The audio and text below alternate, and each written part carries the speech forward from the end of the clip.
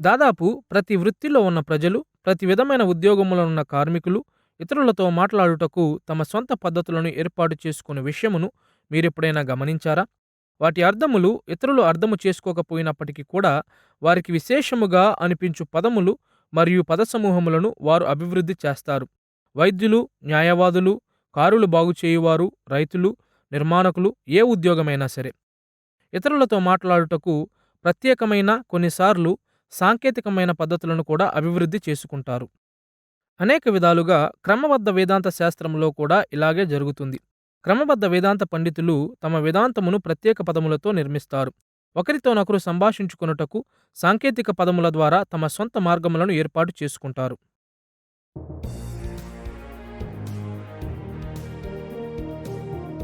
క్రమబద్ధ వేదాంత శాస్త్రమును నిర్మించుట అను మన పాఠముల క్రమములో ఇది 2వ పాఠము. మరియు దీనిలో ప్రొటెస్టెంట్లు క్రమబద్ధ వేదాంత శాస్త్రమును ఎలా నిర్మిస్తారు అనే విషయమును మనము చూస్తున్నాము. మనము ఈ పాఠమునకు క్రమబద్ధతలో సాంకేతిక పదములు అను శీర్షికనిచ్చాము మరియు తమ పనిని నెరవేర్చుటలో క్రమబద్ధ వేదాంత పండితులకు సహాయపడిన కొన్ని ప్రత్యేక పదములను మరియు పద సమూహములను ఈ పాఠములో మనం వివరించుదాము. మన పాఠము 3 ప్రధాన భాగములుగా విభజించబడుతుంది. మొదటిగా క్రమబద్ధ వేదాంత శాస్త్రములోని సాంకేతిక పదముల ఎడల ఒక సాధారణ ధోరణిని చూద్దాము. అవి ఏవి మరియు క్రమబద్ధతల్లో వాటి స్థానమేమిటి? రెండవదిగా సాంకేతిక పదముల యొక్క నిర్మాణమును అన్వేషించుదము. విషయాలను తెలియజేయటిలో క్రమబద్ధీకులు ప్రత్యేక మార్గములను ఎలా అభివృద్ధి పరుచుకున్నారు. మరియు మూడవదిగా క్రమబద్ధతలోని సాంకేతిక పదముల యొక్క విలువలను మరియు ప్రమాదములను చూద్దాము. క్రమబద్ధ వేదాంత శాస్త్రమును నిర్మించుటలో గల మన ప్రయత్నములను మెరుగుపరచు మరియు అవరోధించు మార్గములను చూద్దాము. సాంకేతిక పదముల ఎడల ప్రాథమిక ధోరణితో ప్రారంభించుదాము. ఈ అంశముపై విశాలమైన దృక్పథమును పొందేందుకు 4 విషయములను చూద్దాము. మొదటిగా సాంకేతిక పదముల యొక్క అర్థమేమిటో నిర్వచించుదము. రెండవదిగా వేదాంత పదములు మరియు వేదాంత అంశముల మధ్య సంబంధమును వివరించుదము. మూడవదిగా క్రమబద్ధతలో సాంకేతిక పదాలను ఉపయోగించుటలో గల అవసరతపై దృష్టి పెట్టుదము. మరియు నాలుగవదిగా క్రమబద్ధ వేదాంత శాస్త్రమును నిర్మించు ప్రక్రియలో సాంకేతిక పదముల యొక్క స్థానమును వివరించదము. మొదటిగా సాంకేతిక పదముల అర్థమును వివరించుదము.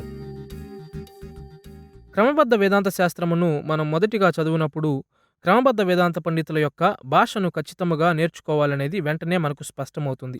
మనము సాధారణముగా ఉపయోగించని పదములు మరియు పద సమూహములను క్రమబద్ధీకులు తరచుగా ఉపయోగిస్తుంటారు మరియు అనుదిన జీవితములో ఉపయోగించే పదములను ఉపయోగించినప్పటికీ కూడా వాటిని అసాధారణ విధాలుగానే ఉపయోగిస్తారు.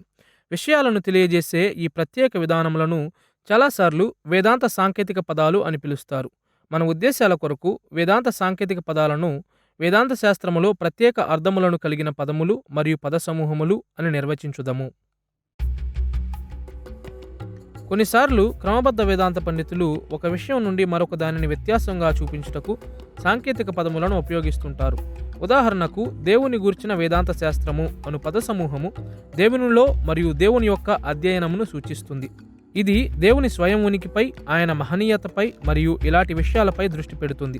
విరుద్ధముగా వేదాంత శాస్త్రము అనే పదము మానవులు, పాపము మరియు రక్షణ సంబంధమైన సిద్ధాంతములతో సహా దేవునికి సంబంధించి చర్చించబడిన అన్ని సాధారణ విషయాలను సూచిస్తుంది.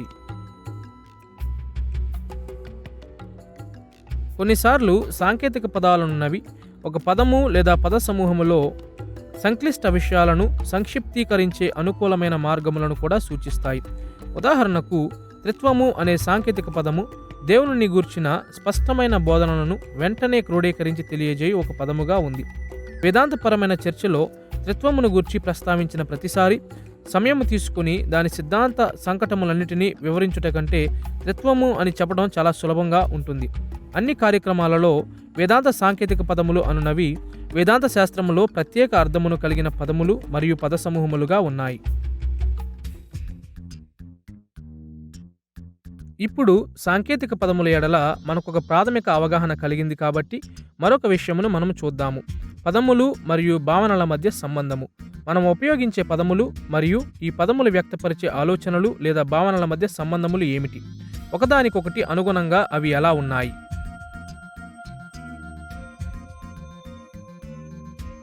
ఈ అంశమును 2 కోణాల నుండి పరిశీలిద్దాము. మొదటిగా సాధారణ భాషలో పదములు మరియు భావనల మధ్య సంబంధాలు, మరియు రెండవదిగా లేఖన భాషలో పదములు మరియు భావనల మధ్య సంబంధాలు. సాధారణ భాషలో పదములు మరియు భావనలు ఒకదానితోనొకటి ఎలా సంబంధం కలిగి ఉంటాయో మొదటిగా చూద్దాము. మీ మనస్సులో ఉన్న భావనలకు పదములు ఎలా సంబంధము కలిగి ఉంటాయో అని మీరు చాలామందిని అడిగినట్లయితే వారు ఉపయోగించే ప్రతి పదమునకు అనుగుణమైన ఆలోచన ఉంటుందని వారు చెప్తారు. పదములు మరియు భావనల మధ్య సూటైన ఒకటితో మరొకటి అనుగుణంగా ఉండు అనుబంధం ఉందని చాలామంది ప్రజలు ఆలోచిస్తుంటారు. ప్రజలు ఈ విధముగా ఎందుకు ఆలోచిస్తారనేది కనుగొనడం అంత కష్టం కాదు.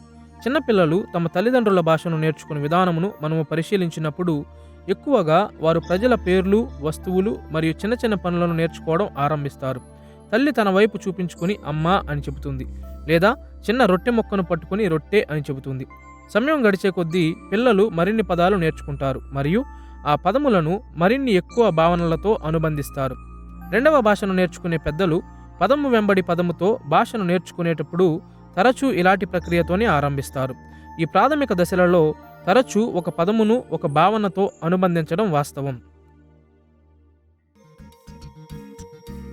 అయితే దీనిని గూర్చి ఆలోచించడం మానివేసినప్పుడు పదములు మరియు భావనల మధ్య ఉన్నటువంటి సంబంధము నిజానికి మరింత సంక్లిష్టంగా ఉంటుంది. 2 సరళమైన ప్రకటనలతో ఈ సంక్లిష్టతలను మనం క్రోడీకరించవచ్చు. ఒకవైపు అనేక పదాలు ఒక భావనను సూచించవచ్చు, మరొక వైపు ఒక పదము అనేక భావనలను సూచించవచ్చు. ఈ విషయమును 2 వైపులా పరిశీలించి చూద్దాము మరియు అనేక పదములు ఒక భావనను సూచిస్తాయి అను దానితో ఆరంభించుదము. ఒక భావనను వ్యక్తపరచడానికి తరచూ అనేక పదములను ఉపయోగించే విధానమును చూడడం అంత కష్టం కాదు. ఉదాహరణకు, నాకు బెక్కీ అను పేరు గల ఒక కుమార్తె ఉంది. నేను ఆమెను గూర్చి ఎవరితోనైనా సంభాషించినప్పుడు బెక్కీ నా కుమార్తె, వారెన్ భార్య, మ్యాగీ తల్లి, లిల్లీ తల్లి, నా సంతానం, నా ఒక్కగానొక్క కుమార్తె అని నేను చెప్పవచ్చు. ఈ జాబితా అలా కొనసాగుతుంటుంది. ప్రతి సందర్భంలో పదాలు సూక్ష్మ భేదములను కలిగి ఉంటాయి, కానీ అవన్నీయు నా జీవితంలో ఆ ప్రత్యేకమైన వ్యక్తిని గూర్చిన ఒకే సంక్లిష్ట భావనను సూచిస్తున్నాయి. సాధారణమైన భాషలో ఇదే సంగతి మరలా మరలా చోటు చేసుకుంటుంది. సముద్రమును సూచించే మార్గాలన్నిటినీ ఆలోచించండి. దేశమును సూచించడానికి ఉపయోగించే పదాలను పరిగణించండి. ప్రపంచంలోని ప్రతి భాషలో అనేక పదాలు ఒకే భావనను సూచించడం చాలాసార్లు సహజం.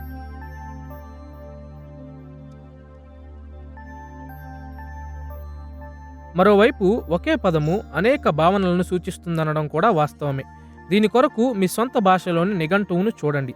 ఒక పదమునకు అనేక అర్థములు కలవని నిఘంటువులోని అనేక పదాలు సూచిస్తున్నాయి. ఒక పదము అనేక భావనలను సూచిస్తుందని ఈ బహుళ నిర్వచనములు తెలియజేస్తున్నాయి. అనుదిన సంభాషణ నుండి కేవలము ఒక ఉదాహరణను మాత్రం చూద్దాం. బార్ అను ఆంగ్ల పదమును గమనించండి.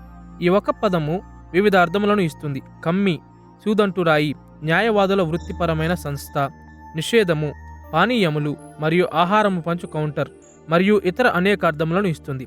ఇది ఎలా ఉపయోగించబడినదో అను దానిపై ఆధారపడి ఇది మరియు అనేక ఇతర పదములు అనేక వేర్వేరు భావనలను వ్యక్తపరుస్తాయి. కాబట్టి సాధారణముగా ఒక భాషలో పదములు మరియు భావనల మధ్య ఎల్లప్పుడూ పరస్పర సహకారం అనేది ఉండదు. బదులుగా అనేక పదములు ఒకే భావనను సూచించగలవు మరియు ఒకే పదము అనేక భావనలను సూచించగలదు.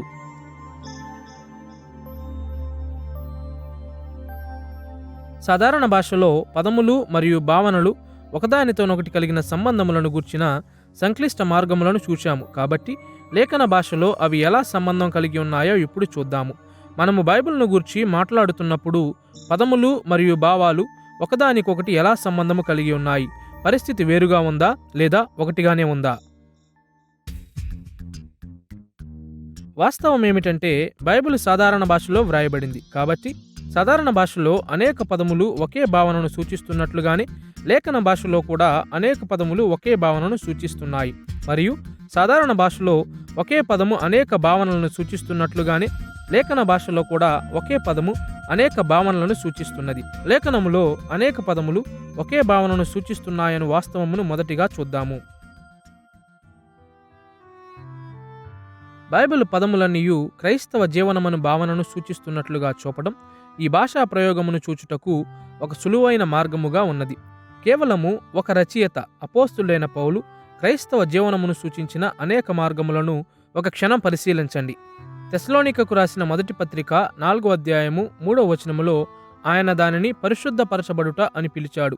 కొరింథీయులకు రాసిన మొదటి పత్రిక 4వ అధ్యాయం 17వ వచనములో ఆయన దానిని గూర్చి నమ్మకత్వము అని మాట్లాడాడు. ఆయన క్రైస్తవ జీవనమును గూర్చి రోమాపత్రిక 16వ అధ్యాయం 19వ వచనంలో విధేయత అని కూడా సూచించాడు. గలతీ పత్రిక 5వ అధ్యాయం 25వ వచనంలో ఆత్మను అనుసరించి నడుచుకునుట అను పదసమూహముతో సూచించాడు. మరియు రోమాపత్రిక 8వ అధ్యాయం 29వ వచనములో క్రీస్తు సారూప్యముగా అని, అదే విధముగా 2వ కొరింథీ పత్రిక 3వ అధ్యాయం 18వ వచనములో మార్చబడుట అని వర్ణించాడు. ఈ ఉదాహరణలన్నిటిలో పౌలు అదే విషయము గురించి మాట్లాడుచున్నాడు. క్రైస్తవ జీవనము అని దానిని మనం పిలవవచ్చు. అనేక రకాలుగా సూచింపబడగల అనేక ఇతర భావనలు కూడా లేఖనములలో ఉన్నాయి. ఉదాహరణకు లేఖనములో యేసుకున్న అనేక పేర్లను గురించి ఆలోచించండి. యేసు లేదా నజరేయుడైన యేసు అని పిలువబడుటతో పాటుగా గ్రీకు భాషలో సాధారణంగా క్రీస్తు లేదా క్రిస్టోస్ అని పిలువబడిను.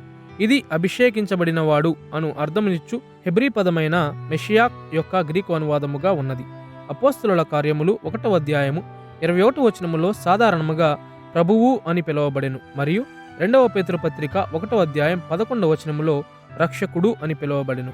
దీనితో పాటుగా బైబిల్ ఆయనను తీతుకు వ్రాసిన పత్రిక 2వ అధ్యాయం 13వ వచనములో దేవుడు అని, యోహాను సువార్త 1వ అధ్యాయం 1వ వచనములో వాక్యము అని, మొదటి కొరింథీ పత్రిక 15వ అధ్యాయం 45వ వచనములో కడపటి ఆదాము అని, లూకా సువార్త 1వ అధ్యాయం 35వ వచనములో దేవుని కుమారుడని, మత్తయి సువార్త 21వ అధ్యాయం 9వ వచనములో దావీదు కుమారుడు అని, లూకా సువార్త 19వ అధ్యాయం 38వ వచనములో రాజు అని, కొలస్సీయులకు వ్రాసిన పత్రిక 1వ అధ్యాయం 15వ వచనములో సర్వసృష్టికి ఆది సంభూతుడు అని, మరియు మొదటి తిమోతి పత్రిక 2వ అధ్యాయం 5వ వచనములో మధ్యవర్తి అని పిలుస్తుంది. వాస్తవానికి ఈ పదములన్నీ వివిధ స్వల్ప భేదాలను కలిగి ఉన్నాయి. కానీ త్రిత్వములోని రెండవ వ్యక్తియు మన ప్రభువైన యేసుక్రీస్తు అను ఒకే వ్యక్తిని సూచించు పదాల సమూహముగా ఉన్నాయి. కాబట్టి సాధారణ భాష వలె లేఖనములు కూడా తరచూ ఒకే భావనను సూచించు అనేక పదములను ఉపయోగిస్తాయని మనము చూడవచ్చు. మరోవైపు లేఖనములు కూడా అనేక భావనలను సూచించడానికి ఒకే పదమును ఉపయోగిస్తాయి. కొన్నిసార్లు ఈ సాధారణ పదములు మరియు భావనలు క్రమబద్ధ వేదాంత శాస్త్రములో తక్కువ ప్రాముఖ్యత కలిగినట్లు కనిపిస్తాయి. కానీ ఈ భావనలు వేదాంత శాస్త్రములో అతి ప్రాముఖ్యమైనప్పటికీ కూడా లేఖనములు వివిధ భావనలను సూచించడానికి ఒకే పదమును ఉపయోగిస్తాయి. క్రమబద్ధ వేదాంత శాస్త్రములో ప్రధాన పాత్ర పోషించే లేఖన భాగములోని 2 పదములను చూద్దాము. మొదటిగా నీతిమంతులుగా తీర్చబడుట అను పదమును చూద్దాము, మరియు రెండవదిగా పరిశుద్ధపరచబడుట అను పదమును చూద్దాము. క్రొత్త నిబంధన గ్రీకు క్రియాపదము డికాయియోకు సంబంధించిన పదాల సమూహమును ముందుగా చూద్దాము. మనము సాధారణముగా నీతిమంతునిగా తీర్చుట, నీతిమంతునిగా తీర్చబడియుండుట మరియు నీతిమంతునిగా తీర్చబడుట అని అనువదించు పదాలు. నీతిమంతులుగా తీర్చబడుటను గూర్చి క్రొత్త నిబంధన గ్రంథము అనేక విషయాలను చెబుతుంది. కానీ మన ఉద్దేశము కొరకు కేవలం 2 వచనములను మాత్రమే చూద్దాము. మొదటిగా రోమాపత్రిక 3వ అధ్యాయము 28వ వచనములో పౌలు ఈ మాటలు వ్రాశాడు. కాగా ధర్మశాస్త్ర సంబంధమైన క్రియలు లేకుండా విశ్వాసము వలననే మనుష్యులు నీతిమంతులుగా తీర్చబడుచున్నారని ఎంచుచున్నాము. ఈ వచనములో నీతిమంతులుగా తీర్చబడుట అని అనువదించబడిన పదము డికాయియో నుండి తీసుకొనబడినది. ఇక్కడ మరియు ఇతర అనేక వాక్య భాగాలలో డికాయియో అనేది కేవలము విశ్వాసము ద్వారానే జరుగుతుందని, అనగా పరిపూర్ణముగా మానవ అర్హతకు వెలుపలే జరుగుతుందని పౌలు స్పష్టంగా చెప్పాడు. ఈ కోణములో నీతిమంతులుగా తీర్చబడుట అనగా క్రైస్తవులు మొదటిగా క్రీస్తును విశ్వసించినప్పుడు మరియు ఆయన నీతి వారికి ఆపాదించబడినప్పుడు వారిలో చోటు చేసుకునే నీతిని గురించిన ప్రకటన. డికాయియో అను పదము యొక్క 2వ ఉపయోగము యాకోబు పత్రిక 2వ అధ్యాయము 24వ వచనములో కనిపిస్తుంది. అక్కడ మనము ఈ విధముగా చదువుతాము: మనుష్యుడు విశ్వాస మూలమున మాత్రము కాక క్రియల మూలమునను నీతిమంతుడని ఎంచబడునని మీరు దీని వలన గ్రహించితిరి. పౌలు రోమాపత్రిక 3వ అధ్యాయము 28వ వచనములో ఉపయోగించిన విధానమునకు భిన్నముగా యాకోబు ఇక్కడ డికాయియోను నీతిమంతునిగా తీర్చబడిన అని అనువదించాడు. క్రియలు కాక కేవలము విశ్వాసము ద్వారానే నీతిమంతులుగా తీర్చబడదుము అని పౌలు చెప్పాడు. కానీ యాకోబు మాత్రం క్రియల మూలమున నీతిమంతులుగా ఎంచబడదుము అని చెప్పాడు. ఆసక్తికరముగా యాకోబు మరియు పౌలు తమ అభిప్రాయములను నిరూపించుకోవడానికి అబ్రహాము ఉదాహరణను దృష్టికి తెచ్చుకున్నారు. రోమాపత్రిక 4వ అధ్యాయము 1-5 వచనాలలో అబ్రహామును గుర్చిన పౌలు చర్చను మనము చూచినట్లయితే, అబ్రహాము దేవుని నమ్మెను మరియు అది అతనికి నీతిగా ఎంచబడెను అని చెప్పినప్పుడు అతడు ఆదికాండం 15వ అధ్యాయంలో గల సంఘటనలను సూచిస్తున్నాడని స్పష్టమవుతుంది. కేవలము విశ్వాసం ద్వారానే నీతిమంతులుగా ఎంచబడినని దేవుడు మొదట ప్రకటించినప్పుడు అది అబ్రహాము మొదటిగా నీతిమంతునిగా ఎంచబడుట అయ్యింది. అయితే యాకోబు ఆదికాండం 15వ అధ్యాయంలో జరిగిన సంఘటనలకు 30 ఏండ్లు ఆలస్యంగా జరిగిన ఆదికాండం 22లోని సంఘటనలను సూచిస్తున్నాడు. ఆదికాండం 22లో దేవుడు అబ్రహాము విశ్వాసమును పరీక్షించడానికి మోరియా పర్వతం మీద తన కుమారుడైన ఇస్సాకును బలి అర్పించమని ఆజ్ఞాపించెను. ఈ విధముగా అబ్రహాము మొదటి విశ్వాసము నెరవేర్చబడెను అని యాకోబు పత్రిక 2వ అధ్యాయం 23వ వచనం చెప్తుంది. ఈ సందర్భంలో అబ్రహాము తొలిసారిగా నీతిమంతునిగా ఎంచబడినను ప్రకటనను గూర్చి యాకోబు మాట్లాడలేదు, కానీ ఆయన నీతి యొక్క ఆధారము లేదా నిరూపణను గూర్చి మాట్లాడుచున్నాడు. కాబట్టి డికాయియో అను గ్రీకు పదమును క్రొత్త నిబంధన రచయితలు కనీసం 2 వేర్వేరు విధాలుగా ఉపయోగించారన్నది స్పష్టమవుతుంది. నీతిమంతునిగా తీర్చబోటను గూర్చి ఇప్పటి వరకు మనము చూచినది అసాధారణమైనది కాదు. ఉదాహరణకు గమనించండి, గ్రీకు క్రియాపదమైన హగియాజోకు సంబంధించిన పదముల కుటుంబము పరిశుద్ధపరచుట, పరిశుద్ధపరచబడుట, పరిశుద్ధుడు మరియు పరిశుద్ధత అని కూడా అనువదించబడతాయి. ఈ ఒక్క పదముల సమూహమే క్రొత్త నిబంధన గ్రంథములోని అనేక వేర్వేరు భావనలను తెలియజేస్తుంది. ఉదాహరణకు ఈ ఒక్క పదము ద్వారానే 3 వివిధ భావనలను సూచించిన రచయితైన అపోస్తులుడైన పౌలును చూద్దాము. మొదటిగా 1 కొరింథీ పత్రిక 6వ అధ్యాయం 11వ వచనంలో ఈ మాటలను మనం చదువుతాము.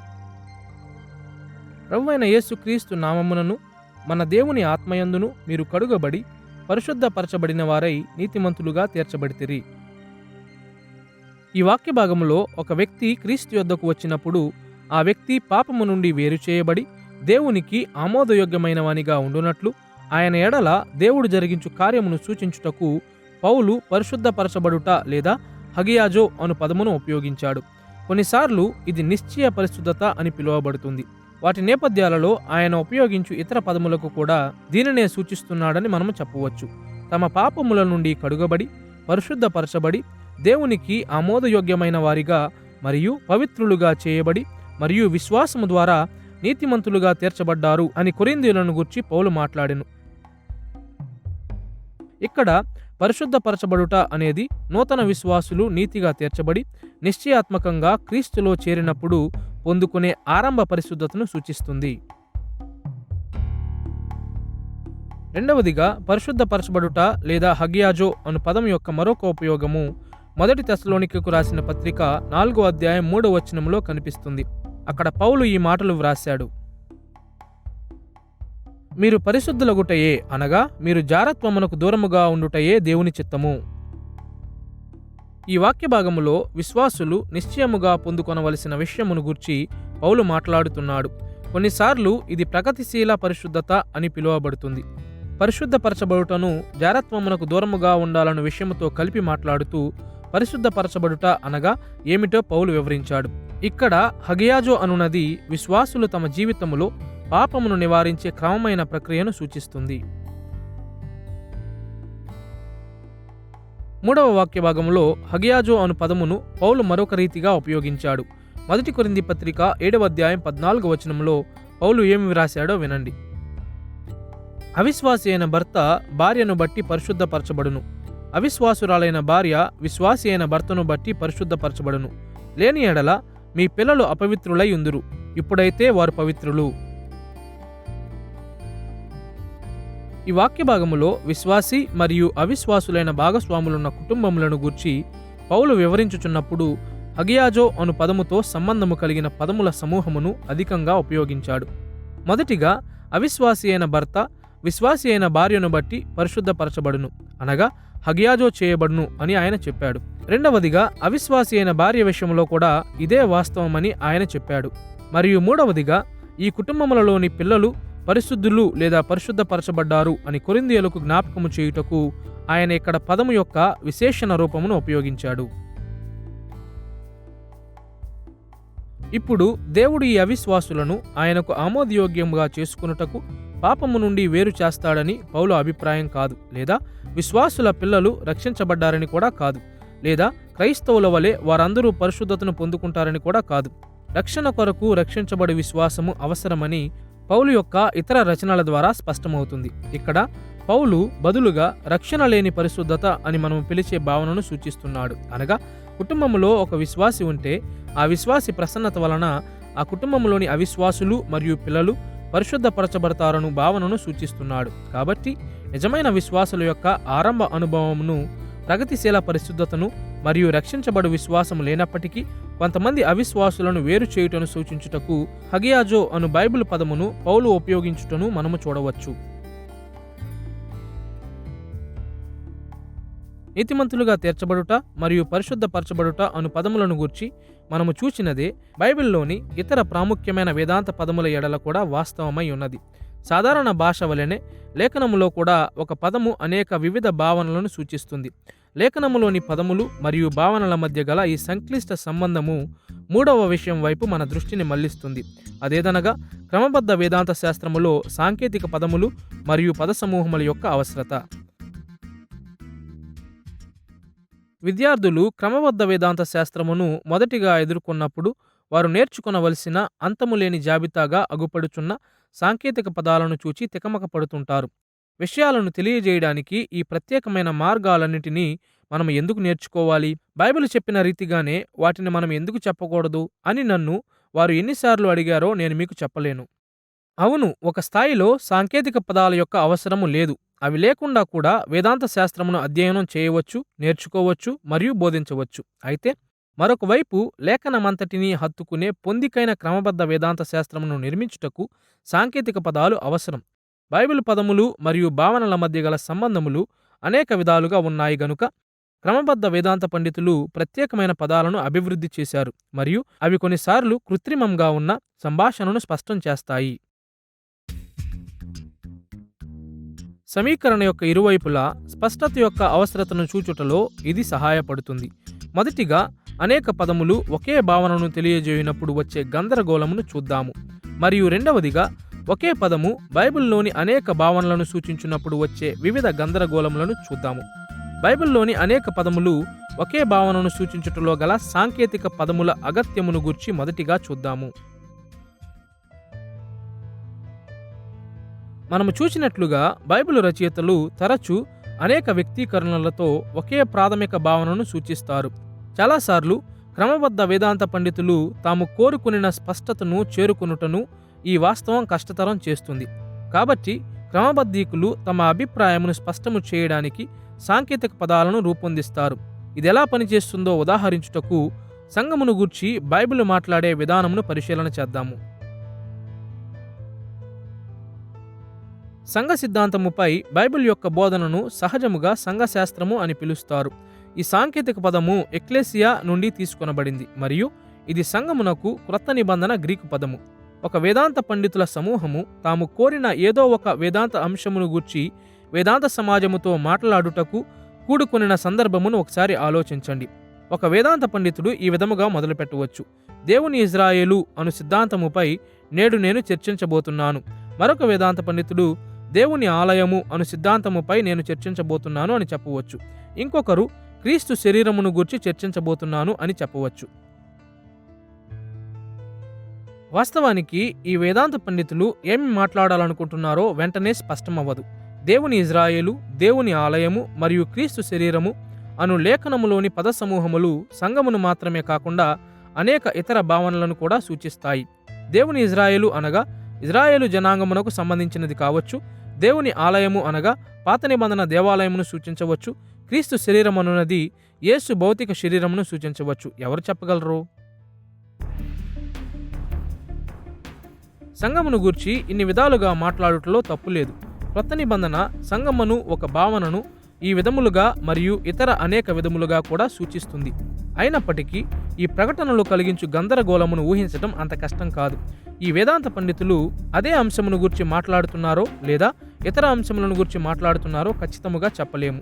ఈ విధమైన గందరగోళమును నివారించాలంటే సంఘమును గుర్చిన బైబిల్ బోధనను చర్చించడానికి క్రమబద్ధ వేదాంత పండితులు సంఘశాస్త్రము అనే సాంకేతిక పదమును ఉపయోగిస్తారు. సులభంగా చెప్పాలంటే అనేక బైబిల్ పదములు ఒకే భావనను సూచిస్తున్నాయి గనుక గందరగోళం కలుగుతుంది. అయితే వేదాంత పండితులు తమ అభిప్రాయములను స్పష్టము చేయడానికి సాంకేతిక పదములను ఉపయోగించినప్పుడు ఈ గందరగోళం తొలగించబడుతుంది.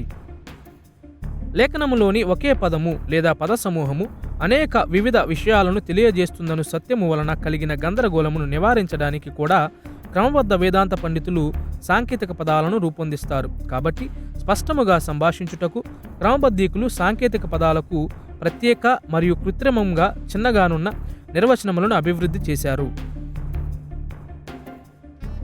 ఉదాహరణకు క్రమబద్ధ వేదాంత శాస్త్రములో నీతిమంతునిగా తీర్చబడుట మరియు పరిశుద్ధపరచబడుట అను పదములను ఉపయోగించే విధానమును చూద్దాము. సంస్కరణలో ప్రొటెస్టెంట్లు రోమన్ క్యాథలిక్కులకు విరుద్ధంగా ఆర్డో సాల్యూటిస్ అనగా రక్షణను వ్యక్తులకు అనువర్తించు క్రమమును వివరించే ఒక మార్గాన్ని అభివృద్ధి చేశారు. ప్రొటెస్టెంట్ సాంకేతిక శబ్దావళిలో క్రీస్తు నీతిని దేవుడు ఒక వ్యక్తిలోకి ఆపాదించినప్పుడు నీతిమంతునిగా తీర్చబడుట అనేది ఆరంభ ప్రకటనగా ఉంటుంది. నీతిమంతులుగా తీర్చబడుట అనున్నది కేవలము దైవానుగ్రహమైనది, అనగా ఇదంతయు దేవుని పని మరియు దీనిలో మానవులు పరిపూర్ణముగా నిష్క్రియాత్మకులుగా ఉన్నారు. అయితే పరిశుద్ధపరచబడుట అనున్నది ప్రొటెస్టెంట్ ఆర్డో సాల్యూటిస్లో నీతిమంతునిగా తీర్చబడుటను అనుసరించు పవిత్రపరచబడే ప్రక్రియగా నిర్వచించబడింది. ఈ కోణములో పరిశుద్ధపరచబడుట అనగా దైవానుగ్రహము కాదుగాని మానవులు కూడా పాలు పంచుకున్నది, అనగా కేవలము దేవుని పని మాత్రమే కాదుగాని మానవుల పని కూడా ఇమడ్చబడి ఉంది. ఈ వ్యత్యాసములు ప్రొటెస్టెంట్ వేదాంత శాస్త్రమునకు అత్యంత ప్రాముఖ్యమైనవి. అయితే నీతిమంతునిగా తీర్చబడుట మరియు పరిశుద్ధపరచబడుట అను పదాలను క్రొత్త నిబంధనలో కనిపించే అన్ని విధాలుగా ఉపయోగించు స్వేచ్ఛను కలిగి ఉన్నటువంటి వేదాంత పండితులు పరిశుద్ధపరచబడుట అను సిద్ధాంతమును వివరించే విధానమును ఊహించండి. వారు ప్రప్రథమంగా నీతిమంతులుగా తీర్చబడిన తరువాతనే పరిశుద్ధపరచబడుట అనేది జరుగుతుంది అని చెప్తారని మనం సులభంగా ఊహించవచ్చు. ఈ ప్రకటన ప్రొటెస్టెంట్ రక్షణ క్రమములో బాగుగా సరిపోతుంది. అయితే ప్రొటెస్టెంట్ సాంకేతిక పదాలను ఉపయోగించుటకు శ్రద్ధ చూపని వేదాంత పండితులు రెండవదిగా పరిశుద్ధపరచబడుట మరియు నీతిమంతులుగా తీర్చబడుట రెండూ ఒకేసారి జరుగుతాయి అని కూడా చెప్పవచ్చు.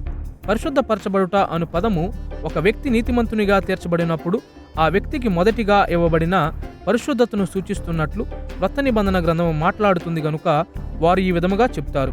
ప్రొటెస్టెంట్ సాంకేతిక పదాలతో సంబంధము లేని వేదాంత పండితులు మూడవదిగా నీతిమంతునిగా తీర్చబడకపోయినప్పటికీ పరిశుద్ధపరచబడుట అనేది జరుగుతుంది అని కూడా చెప్పవచ్చు. పిల్లలు మరియు విశ్వాసుల యొక్క అవిశ్వాసులైన జీవిత భాగస్వాముల పరిశుద్ధతను గూర్చి క్రొత్త నిబంధన గ్రంథము మాట్లాడుతుంది గనుక వారిలా చెప్తారు. ఈ ప్రకటనలన్నీ బైబిల్ అనుసారమైనవే, అనగా బైబిల్ ఉపయోగించే విధముగానే వారు కూడా ఈ పదాలను ఉపయోగించారు. అయితే ఈ ప్రకటనలు ఎంత గందరగోళంగా ఉంటాయో చూడడం కష్టతరం కాదు. స్పష్టమైన వివరణ లేకుండా ఇటువంటి ప్రకటనలు చేస్తున్న ఒక వేదాంత పండితుడి మాటలు మనము వినవలసి వస్తే సహజంగా అనేక ప్రశ్నలు ఎదురవుతాయి. ఏ ప్రతిపాదన సరైనది? అవన్నీ వాస్తవాలు కానేరవు. మొట్టమొదటిగా ఈ ప్రతిపాదనలు ఒకటితో మరొకటి పొంతన లేకుండా ఉన్నాయని చెబుతాము.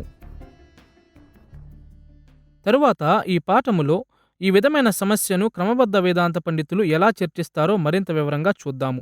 ఇప్పుడు పరిశుద్ధపరచబడుట మరియు నీతిమంతునిగా తీర్చబడుట వంటి విషయాలను చర్చించడానికి ప్రత్యేకమైన లేదా సాంకేతిక శబ్దావళిని అభివృద్ధి చేయడం ద్వారా క్రమబద్ధ వేదాంత పండితులు ఈ విధమైన గందరగోళమును నివారించడానికి ప్రయత్నిస్తున్నారనే విషయమును పరిశీలిస్తే సరిపోతుంది. వారు ఈ పదాలను పరిమిత మార్గాల్లో నిర్వచిస్తారు గనుక అవి వారు రూపించు పదజాలములను పరిమితము చేస్తాయి. క్రమబద్ధతలలో సాంకేతిక పదాల అవసరతను మనం ఇప్పటి వరకు చూచాము. కాబట్టి ఇప్పుడు క్రమబద్ధతలో సాంకేతిక పదాల యొక్క స్థానమును గురించి చర్చించుదాము. ఒక మాటలో సాంకేతిక పదాలు క్రమబద్ధమైన వేదాంత శాస్త్రం యొక్క ప్రాథమిక నిర్మాణ విభాగాలను ఏర్పరుస్తాయి. మునుపటి పాఠములో ప్రొటెస్టెంట్ క్రమబద్ధ వేదాంత శాస్త్రము అరిస్టాటిల్ తర్కముచే గొప్ప ప్రయోజనము పొందిన మధ్యయుగ శాస్త్రీయ తత్వ పద్ధతిని అనుసరించినట్లు మనము గమనించాము. ఈ విషయంలో క్రమబద్ధత 4 ప్రధాన దిశల్లో కొనసాగుతుంది. మొదటిగా పదముల యొక్క ఖచ్చిత నిర్వచనములను అభివృద్ధి చేస్తుంది. రెండవదిగా ప్రతిపాదనలను రూపించడానికి ఈ పదాలను ఉపయోగిస్తుంది. మూడవదిగా సిద్ధాంత ప్రకటనలను సృష్టించడానికి స్పష్టమైన న్యాయ ప్రయోగములో ఈ ప్రతిపాదనలను ఉపయోగిస్తుంది. మరియు నాలుగవదిగా దాని యొక్క తార్కిక వాదనలను హేతుబద్ధమైన సిద్ధాంత వ్యవస్థలో క్రమపరుస్తుంది. వేదాంత శాస్త్రమును నిర్మించున్నప్పుడు ఏ ఒక్కరూ ఖచ్చితమైన సరళ ప్రక్రియను అనుసరించకపోయినప్పటికీ కూడా క్రమబద్ధతలను నిర్మించు పద్ధతులను సంగ్రహించేందుకు ఈ ఆకృతి సహాయకరముగా ఉంటుంది. మన ఆలోచనను వర్ణించుటకు ఒక ఉదాహరణను తీసుకుందాము. క్రీస్తు మరణము అను అంశమును గూర్చి కొంతమంది క్రమబద్ధీకులు చర్చించాలనుకున్నారనుకుందాం. మొదటిగా వారు సాంప్రదాయ క్రైస్తవ శబ్దావళి నుండి అంత్య ప్రత్యయమును సృష్టిస్తారు లేదా తీసుకుంటారు. ఈ సందర్భంలో అనేకమైన ప్రత్యేక వ్యక్తీకరణలు కేంద్ర స్థానమును తీసుకోవచ్చు. అవేవనగా రక్షణ శాస్త్రం లేక రక్షణను గుర్చిన బోధన, హిస్టోరియా సాల్యూటిస్ లేక చరిత్రలో రక్షణను దేవుడు నెరవేర్చుట, ప్రత్యామ్నాయ ప్రాయశ్చిత్తం లేక దేవుడు తన ఉగ్రత ఎవరి మీదికి పంపాడో వారికి ప్రతిగా క్రీస్తు మరణించాడు అన్న ఆలోచన, మరియు ఆర్డో సాల్యూటిస్ లేక ఒక వ్యక్తి జీవితంలో రక్షణ చోటు చేసుకునే ప్రక్రియ, రక్షించు విశ్వాసము, మారుమనస్సు, పాపక్షమాపణ మరియు క్రీస్తు అను పదాలను కూడా వారు ఉపయోగించవచ్చు.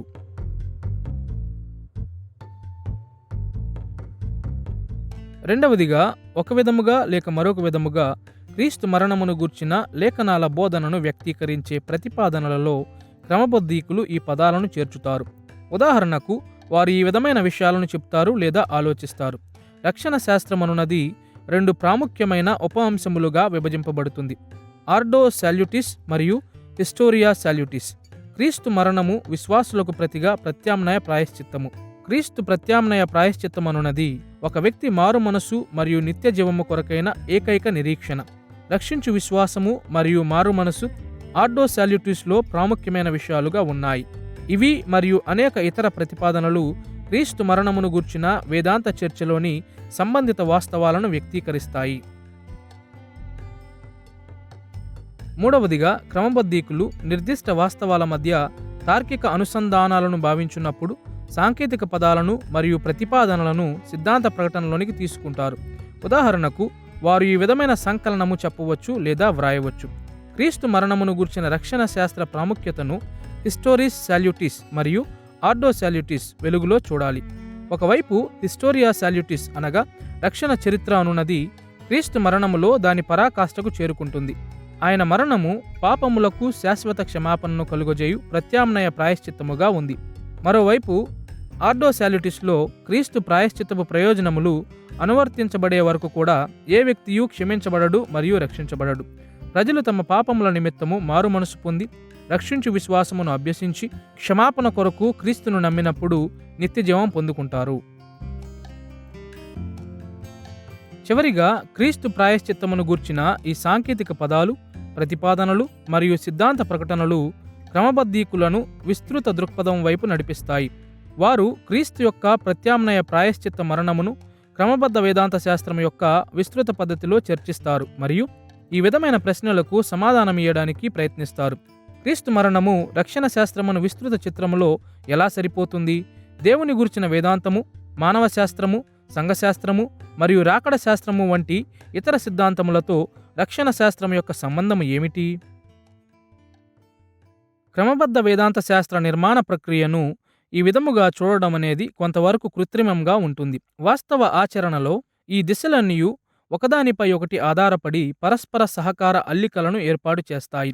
వేద పండితులు క్రమబద్ధ వేదాంత శాస్త్రమును నిర్మించున్నప్పుడు ఎల్లవేళలా ఈ 4 దశలను పాటిస్తారు. అయితే వేదాంత పండితులు పనిచేసే పద్ధతితో సంబంధం లేకుండా కూడా సాంకేతిక పదాలు క్రమబద్ధ వేదాంత శాస్త్రం యొక్క అత్యంత ప్రాథమిక నిర్మాణ భాగములను రూపొందిస్తాయి. ఇప్పటి వరకు వేదాంత శాస్త్రములోని సాంకేతిక పదాల సాధారణ ధోరణిని మనము నిర్మించాము. ఈ పాఠములోని 2వ ప్రధాన అంశమును ఇప్పుడు చూద్దాము: సాంకేతిక పదముల నిర్మాణము. క్రమబద్ధీకులు తాము ఉపయోగించే ప్రత్యేక వ్యక్తీకరణములను ఎలా సృష్టిస్తారు? ఒకరోజు క్లాసు తరువాత కలత చెందిన ఒక సెమినారీ విద్యార్థి నా వద్దకు రావడం ఇప్పటికీ నాకు జ్ఞాపకముంది. అతడు నా వైపు చూచి ఇలా అన్నాడు: ఇప్పటి వరకు చాలా ఏండ్లుగా నేను క్రైస్తవునిగా ఉన్నాను. అయితే మీరు ఉపయోగించే కొన్ని పదాలు ఇప్పటికీ నాకు అర్థం కావడం లేదు. ఈ వింత మాటలు మీకు ఎక్కడ దొరుకుతాయి? నేను అతని వైపు చూచి ఇలా చెప్పాను. నేను ఉపయోగించే చాలా పదాలు నేను సొంతగా రచించినవి కావు.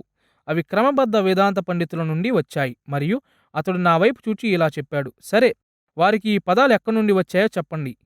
సెమినారిలో మనం ఉపయోగించే సాంకేతిక అంత్య ప్రత్యయములు ఈ విద్యార్థిని ఇబ్బంది పెట్టిన గనుక అతడు చాలా మంచి ప్రశ్న అడిగాడు.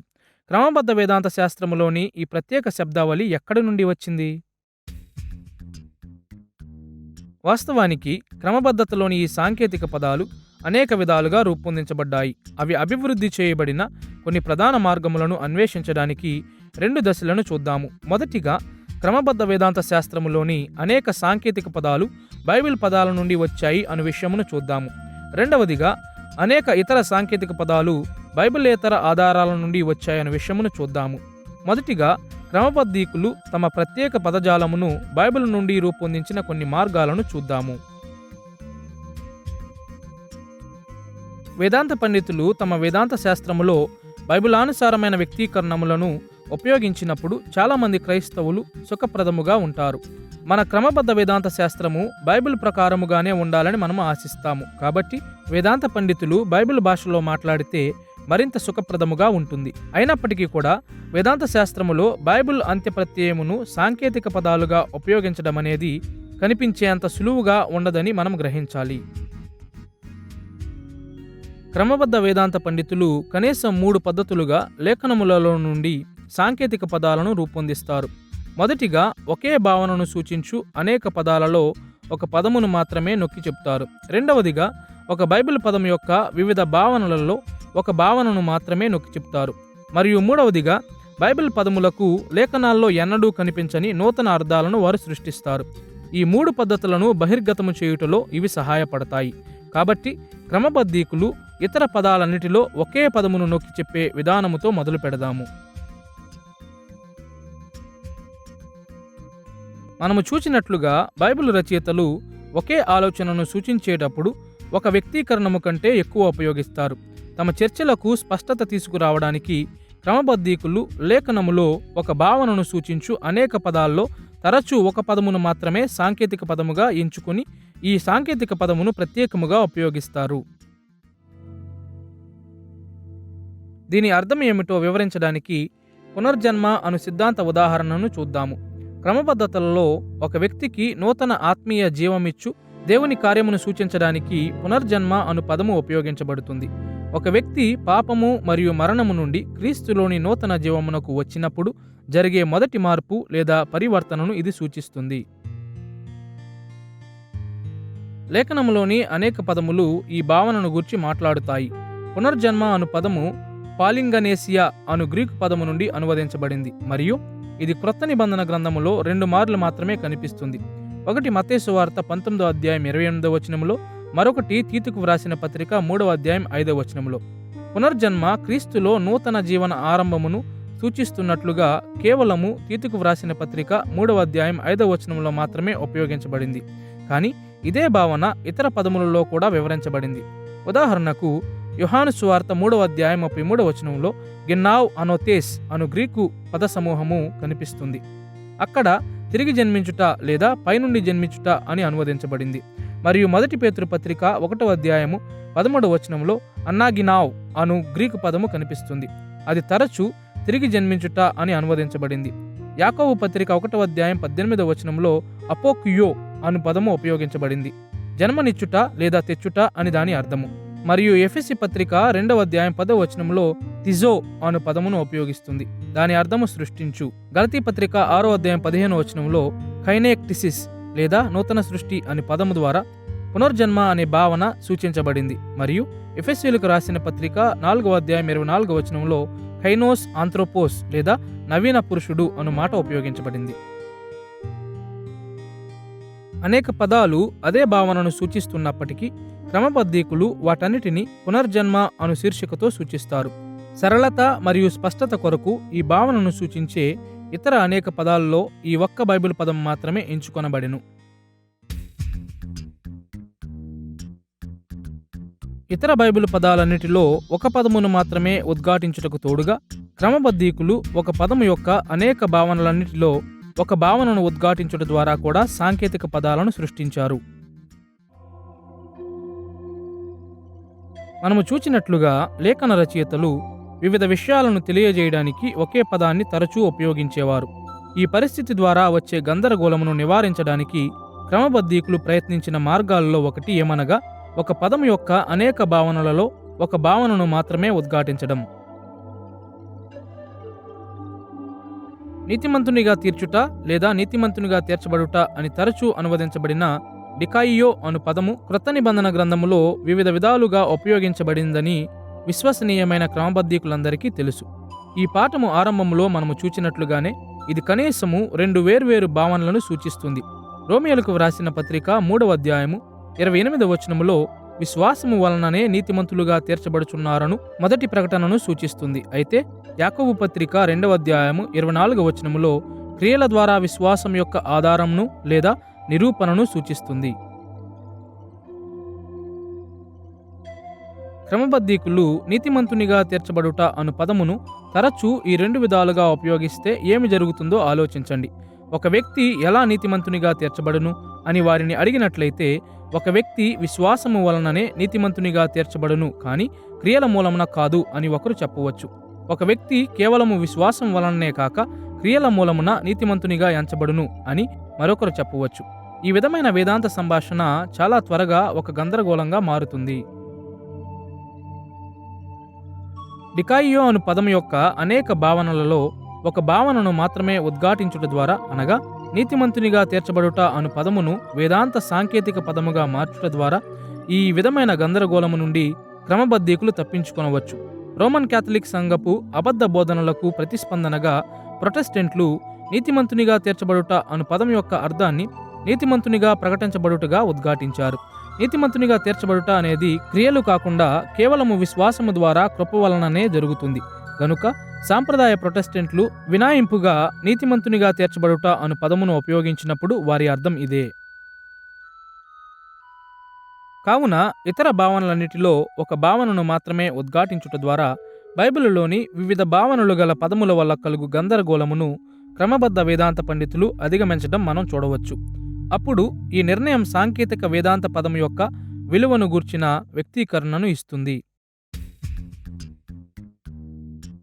క్రమబద్ధీకులు ఒక పదమును లేదా ఒక భావనను ఉద్ఘాటించుటతో పాటుగా బైబిల్ పదములకు నూతన అర్థములను సృష్టించుట ద్వారా బైబిల్ భాష నుండి కూడా సాంకేతిక పదాలను రూపొందించారు. మరో మాటలో వారు బైబిల్ ఎన్నడూ ఉపయోగించని విధముగా బైబిల్ పదాలను ఉపయోగిస్తారు. సాంకేతిక వేదాంత వ్యక్తీకరణమైన కృపా నిబంధన బైబిల్ పదాలకు క్రొత్త అర్థాలను సృష్టించుటను గూర్చిన ఒక ప్రఖ్యాతి ఉదాహరణగా ఉంది. ఈ పద సమూహము ప్రొటెస్టెంట్ వేదాంత శాస్త్రములో దేవుడు తన ప్రజలతో కలిగిన సంబంధమును గూర్చి వివరించుటకు ఉపయోగించబడెను. కేవలము క్రొత్త నిబంధన గ్రంథంలో మాత్రమే కాదుగాని బైబిల్ చరిత్ర అంతటిలో అనగా ఆదాము పాపములో పడిపోయిన సమయము నుండి క్రీస్తు మహిమలో తిరిగి వచ్చే వరకు, అది పాపములో పడిపోయిన తరువాత వచ్చిన దైవిక నిబంధనలన్నిటినీ అనగా నోవహు, అబ్రహాము, మోషే, దావీదు మరియు క్రీస్తుతో దేవుడు చేసిన నిబంధనలన్నిటినీ కలిగి ఉన్న విస్తృత భావనగా ఉంది. వెస్ట్మినిస్టర్ కన్ఫెషన్ ఆఫ్ ఫెయిత్లోని 7వ అధ్యాయము 3వ భాగంలో కృపా నిబంధనను గూర్చి చెప్పబడిన విధానమును వినండి. మానవుడు తన పతనముతో క్రియల నిబంధన ద్వారా తన జీవమును స్వయంగా పొందుకోలేకపోయాడు. సాధారణముగా కృపా నిబంధనగా పిలువబడే 2వ నిబంధనను చేయడానికి దేవుడు ఇష్టపడ్డాడు. ఆ నిబంధనలో యేసుక్రీస్తు ద్వారా పాపులకు ఉచిత జీవము మరియు రక్షణ ఇయ్యబడెను. గమనించండి, కృపా నిబంధన అను అంత్య ప్రత్యయము బైబిల్లో అగుపడుతుందని కన్ఫెషన్ చెప్పడం లేదు. నిబంధన మరియు కృప అను పదాలు బైబిల్ పదాలే, కానీ ఈ విధమైన సాంకేతిక అర్థముతో ఆ 2 పదాలు లేఖనములో కలిపి కనబడవు. తత్ఫలితముగా ఈ నిబంధన అమరిక సాధారణంగా కృపా నిబంధనగా పిలువబడుతుంది అని కన్ఫెషన్ చెబుతుంది.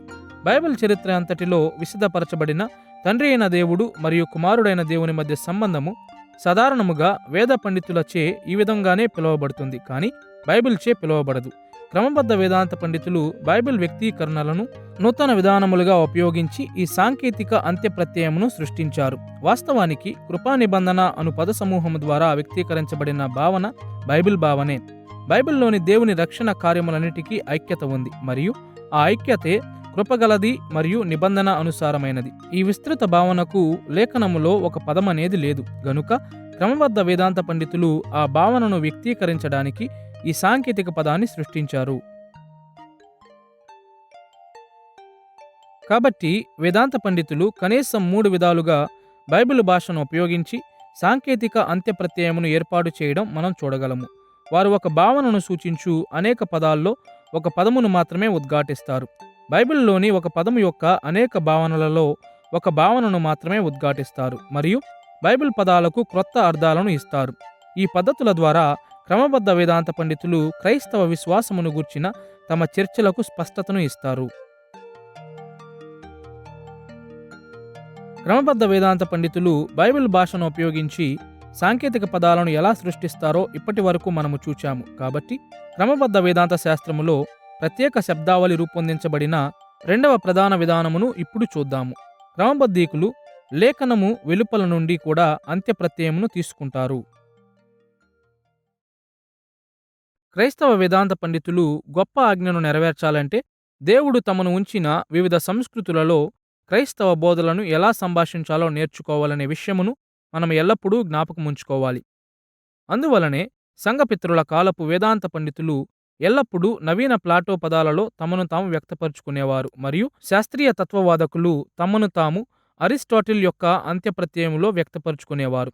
ప్రొటెస్టెంట్ క్రమబద్ధ వేదాంత పండితులు కూడా బైబిలేతర పదాలను అనగా ఆది కాలములోని అంత్యప్రత్యయమును మరియు వారి సమకాలీన సంస్కృతుల నుండి కూడా పదాలను తీసుకుని ఉపయోగించి క్రీస్తు ఆజ్ఞను అనుసరించడం కొనసాగించారు. క్రమబద్ధ వేదాంత శాస్త్రములో బైబిలేతర పదాలు ఎక్కువగా కనిపిస్తాయి, కానీ 3 ప్రధాన పద్ధతులను గూర్చి ఆలోచించుట సహాయపడుతుంది.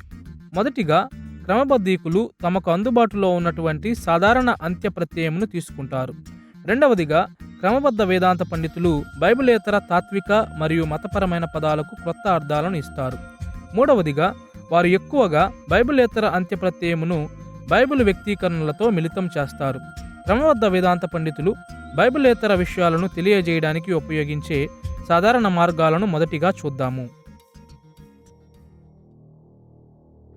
క్రమబద్ధీకులు లేఖన బోధనలను వివరించున్నప్పుడు బైబిలేతర అంత్యప్రత్యయమును తీసుకునే సులభమైన విధానమేదనగా తమ సంస్కృతులలోని సాధారణ శబ్దావళిని అంగీకరించడం. ఇప్పుడు సంఘపితరుల కాలంలో ఈ పదాలు మరియు పద సమూహాల సమూహము ఎక్కువగా గ్రీకు భాష నుండి సేకరించబడ్డాయి. ఈ భాష ఆ కాలములో మధ్యధరా ప్రపంచములో క్రైస్తవ పండితుల యొక్క ప్రాథమిక భాషగా ఉండేది. మధ్యయుగ కాలములో క్రైస్తవ పండితుల యొక్క ప్రాథమిక భాష లాటిన్గా మారింది. ఆధునిక కాలములో క్రైస్తవ్యము గొప్ప ప్రగతిని సాధించిన సంస్కృతులలోని వివిధ భాషల నుండి క్రైస్తవులు అంత్యప్రత్యయమును ఉపయోగించారు. సాధారణ బైబిలేతర అంత్యప్రత్యయము ఉపయోగించబడిన అనేక ప్రాముఖ్యమైన ఉదాహరణలలో ఒకటి త్రిత్వము అను పదము. క్రీస్తు శకం 180లో అంతియోకయకు చెందిన థియోఫిలా దైవత్వములోని 3 వ్యక్తిత్వాలను వివరించడానికి ట్రియాస్ అను గ్రీక్ పదమును ఉపయోగించినప్పుడు త్రిత్వము అను పదము మొట్టమొదటిగా కనిపిస్తుంది. తరువాత లాటిన్ భాషలో ఈ పదము ట్రినిటాస్ అనగా త్రయము అని అనువాదం చేయబడింది. ఇప్పుడు త్రిత్వము అను పదము బైబిల్లో ఎక్కడా కనిపించదు, లేదా ఈ పదము సాంకేతిక, తాత్విక లేదా మతపరమైన వ్యక్తీకరణము కూడా కాదు. 3 అను పదమును సూచించు సాధారణ పదము నుండి ఈ పదము సృష్టించబడింది. తుదకు ఈ బైబిలేతర పదము శీర్షికగా అయింది మరియు ఈ శీర్షిక ద్వారా లేఖనములు దేవునిని గూర్చి కొన్నిసార్లు త్రిత్వముగాను మరికొన్నిసార్లు ఒకే దేవునిగాను వ్యక్తపరిచే వాస్తవాన్ని వేదాంత పండితులు తెలియజేశారు. క్రీస్తు శకం 381లో కాన్స్టాంటినోపుల్ మొదటి సభలో బిషప్పులు దీనిని ఇలా చెప్పారు: తండ్రి, కుమారుడు మరియు పరిశుద్ధాత్మునికి ఒకే దేవత్వము, శక్తి మరియు పదార్థము ఉన్నాయి. వారు ఒకే గౌరవము మరియు సహశాశ్వత సార్వభౌమత్వము కలిగినవారు. అత్యంత పరిపూర్ణ మూర్తిత్రయములో లేదా 3 పరిపూర్ణ పురుషమూర్తులుగా ఉన్నారు. భూతవర్తమాన కాలములో తండ్రి, కుమారుడు మరియు పరిశుద్ధాత్ముని సంబంధమును గూర్చి సంఘము అనేకమైన అబద్ధ బోధనలను ఎదుర్కొంది.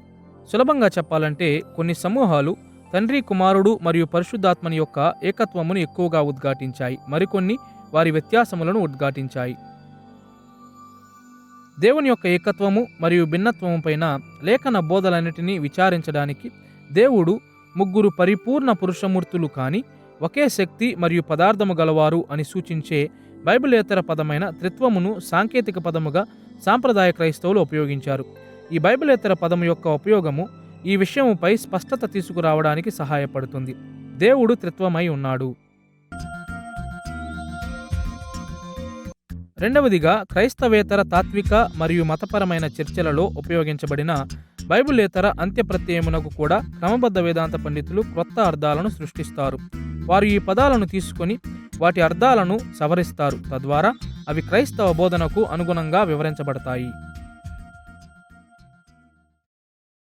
క్రమబద్ధ వేదాంత శాస్త్రంలోని చాలా పదాలు బైబిలేతర మతపరమైన మరియు తాత్విక ఆధారాల నుండి వచ్చాయని ఇవాంజలికల్ క్రైస్తవులు గ్రహించినప్పుడు వారు అభ్యంతర పెడతారు. కాబట్టి మనము కొంచెం ఆగి 1-2 వివరణలను ఇవ్వాలి. బైబిల్లో లేని పదాలను ఉపయోగించుట వలన వేదాంత పండితులు తప్పుత్రోవ పడతారని మనము భయపడడం మంచిదే. వాస్తవానికి క్రైస్తవ వేదాంత శాస్త్రములో తప్పుడు క్రైస్తవేతర ఆలోచనల ఆక్రమణను మనం ఎల్లప్పుడూ జాగ్రత్తగా గమనిస్తుండాలి. అయితే అదే సమయంలో క్రమబద్ధీకులు లేఖనమును తమ చివరి సర్వశ్రేష్టమైన ఆధారముగా పరిగణించినంత వరకు బైబిలేతర తాత్విక మరియు మతపరమైన వ్యక్తీకరణలు చాలా సహాయకరముగా ఉంటాయి. ఈ విధముగా చేసిన ఒక బైబిల్ పాత్ర ఉదాహరణ అపోస్తలుల కార్యములు 17వ అధ్యాయంలో కనిపిస్తుంది. ఏథెన్స్లోని అరేయోపగు వద్ద పౌలు ప్రజలను ఉద్దేశించి మాట్లాడుతున్న ప్రసిద్ధి వాక్యభాగం ఇది. ఆయన ఉపన్యాసంలోని ఒక చోట పౌలు గ్రీకు కవీశ్వరులను గూర్చి సానుకూలంగా మాట్లాడాడు. అపోస్తలుల కార్యములు 17వ అధ్యాయము 28-29 వచనాలలో ఆయన చెప్పినది వినండి. అటువలే మనం ఆయన సంతానమని మీ కవీశ్వరులలో కొందరు చెప్పుచున్నారు. కాబట్టి మనము దేవుని సంతానమై ఉండి మనుష్యుల చమత్కార కల్పనల వలన మలచబడిన బంగారమునైనను వెండినైనను రాతినైనను దేవత్వము పోలి ఉన్నదని తలంపకూడదు. మనమాయన సంతానము అను వ్యక్తీకరణమును ఇంతకు ముందే 2 గ్రీకు కవులు వేర్వేరు సమయాల్లో ఉపయోగించారు, క్లెంతేస్ మరియు అరాటస్. అయితే పౌలు ఈ అన్యమత వ్యక్తీకరణను తనదిగా స్వీకరించి 29వ వచనంలో ఇలా చెప్పాడు. కాబట్టి మనము దేవుని సంతానమై ఉండి. ఇక్కడ క్లెంతేస్ మరియు అరాటస్ అనువారు బైబిలు దేవుని కాకుండా వాస్తవానికి గ్రీకు సమూహానికి చెందిన జ్యూస్ అను దేవతను సూచిస్తున్నారు. కానీ ఈ గ్రీకు కవీశ్వరుల అంత్యప్రత్యయమునకు పౌలు ప్రత్యేకమైన క్రైస్తవ అర్థమును ఇచ్చాడు మరియు మానవాళిని సృజించినది జ్యూస్ కాదు, క్రైస్తవ దేవుడు అని ఉద్ఘాటించాడు.